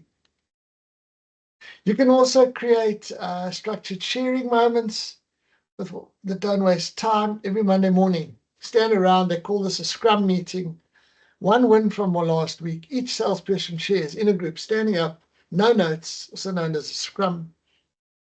One lesson learned, one tactic that they're testing this week. And you can mix it up. This can be done face to face. It can be done online. I'll tell you what happens a lot. Sales meetings happen once a week or once a month, in person or online. And the same boring questions get asked. How are you doing?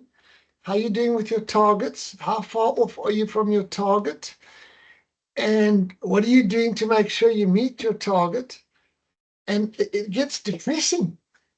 It's not strategic. It's almost like a complaining. It's almost like putting you on the spot. It's not motivational. And that's why we do coaching for sales managers, where we share with them how to hold people accountable, how to inspire, how to coach, how to teach. Any of you managing a sales team, I take my hat off to you. It's the toughest job in the world. In most companies, the best salesperson gets promoted to the sales manager, and that leadership and management is a big part of the sales teamwork, because that drives how the team functions. So improve your sales meetings. Add these to replace your sales meetings with these. And you can also have a Friday magic share of 10 minutes where you can rotate each week. One person shares this time instead of everybody popcorning. A power question that works, one objection that was overcome. Eventually you can have a list of the most common objections, like this is too expensive. And all right, well, when does this objection occur? So you drill down into that. Well, it occurs once we've quoted them. Okay, and how do you overcome it? Well, I try and cut the price. Okay, well, doesn't that cut your margin? Yeah, so what else can you do? And then another one pops up and says, well, I ask a question. Do you believe that in life you get what you pay for? Or have you ever heard there's Afrikaans one, goed koop is duur koop? Or have you ever, and you come up with strategies and tactics as a team to overcome objections. And that is really, really a good recommendation. So really, I would say the nub of this is whether you go out on calls with one another, whether you do it on a WhatsApp group, whether you do it on a Teams or whatever. I call it sharing your secret sauce or your magic marinade. A lot of people, you included on this, don't even know how amazing some of the things that you do are. You may just have a really nice way with people, or you may be able to make people smile. Or you maybe have a nice little signature. The bottom of my email signature says shift happens. And my business card also says shift happens.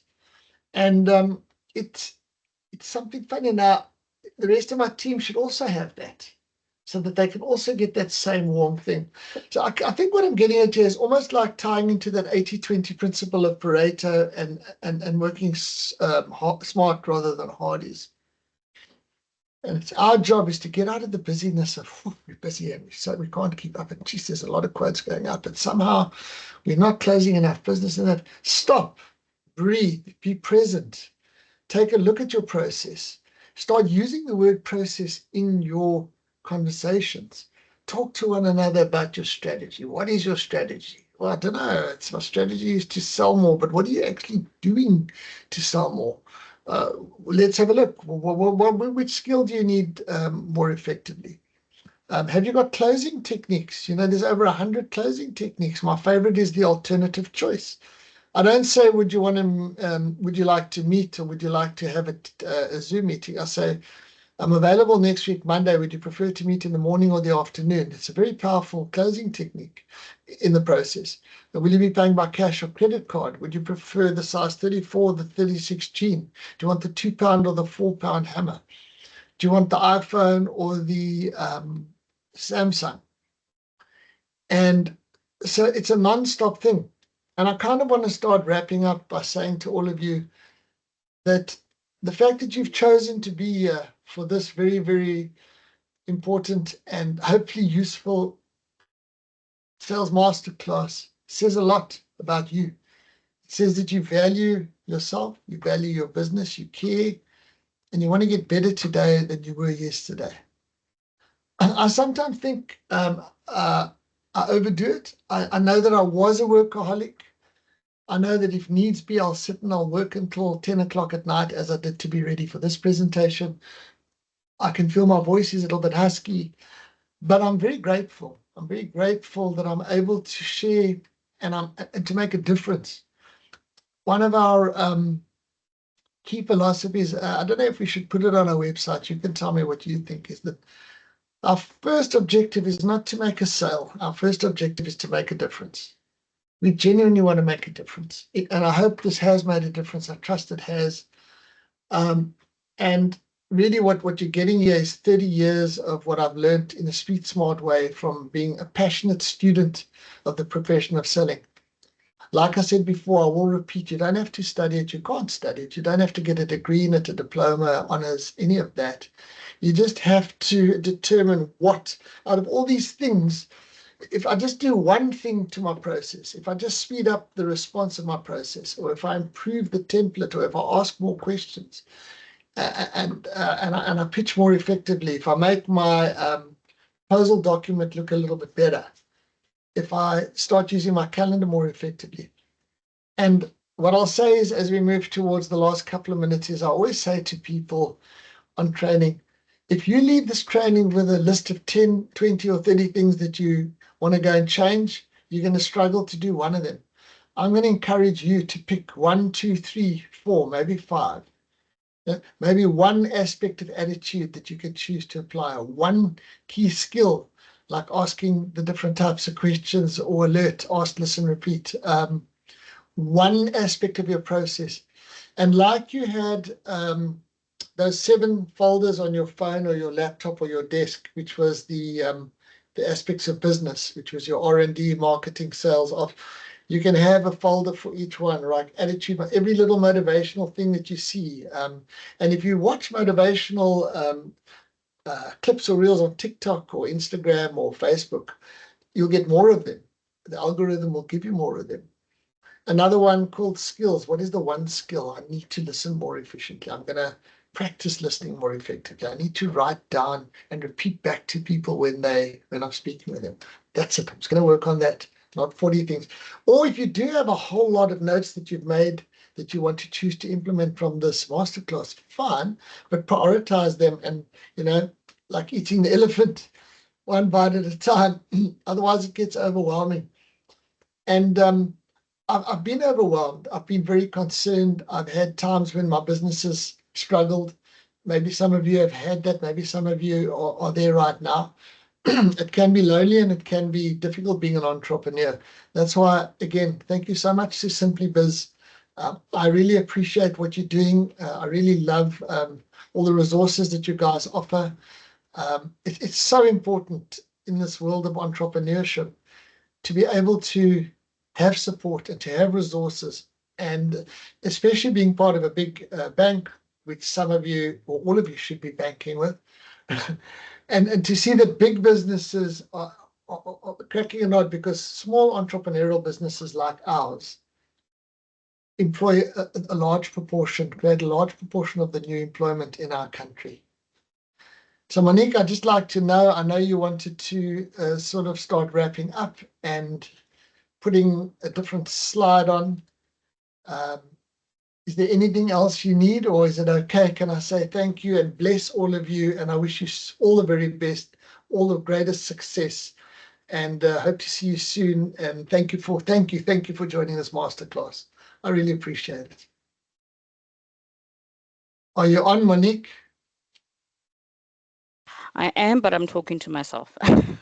Thank you so much, Mark. You've been an absolute soldier. Thank you for going through the full 4 hours. I know that it's been a stretch. I mean, your voice is already taking strain, but I thank you for your time and your investment. And I'm sure that everybody has gone away with so many nuggets that they can really practically implement in their business.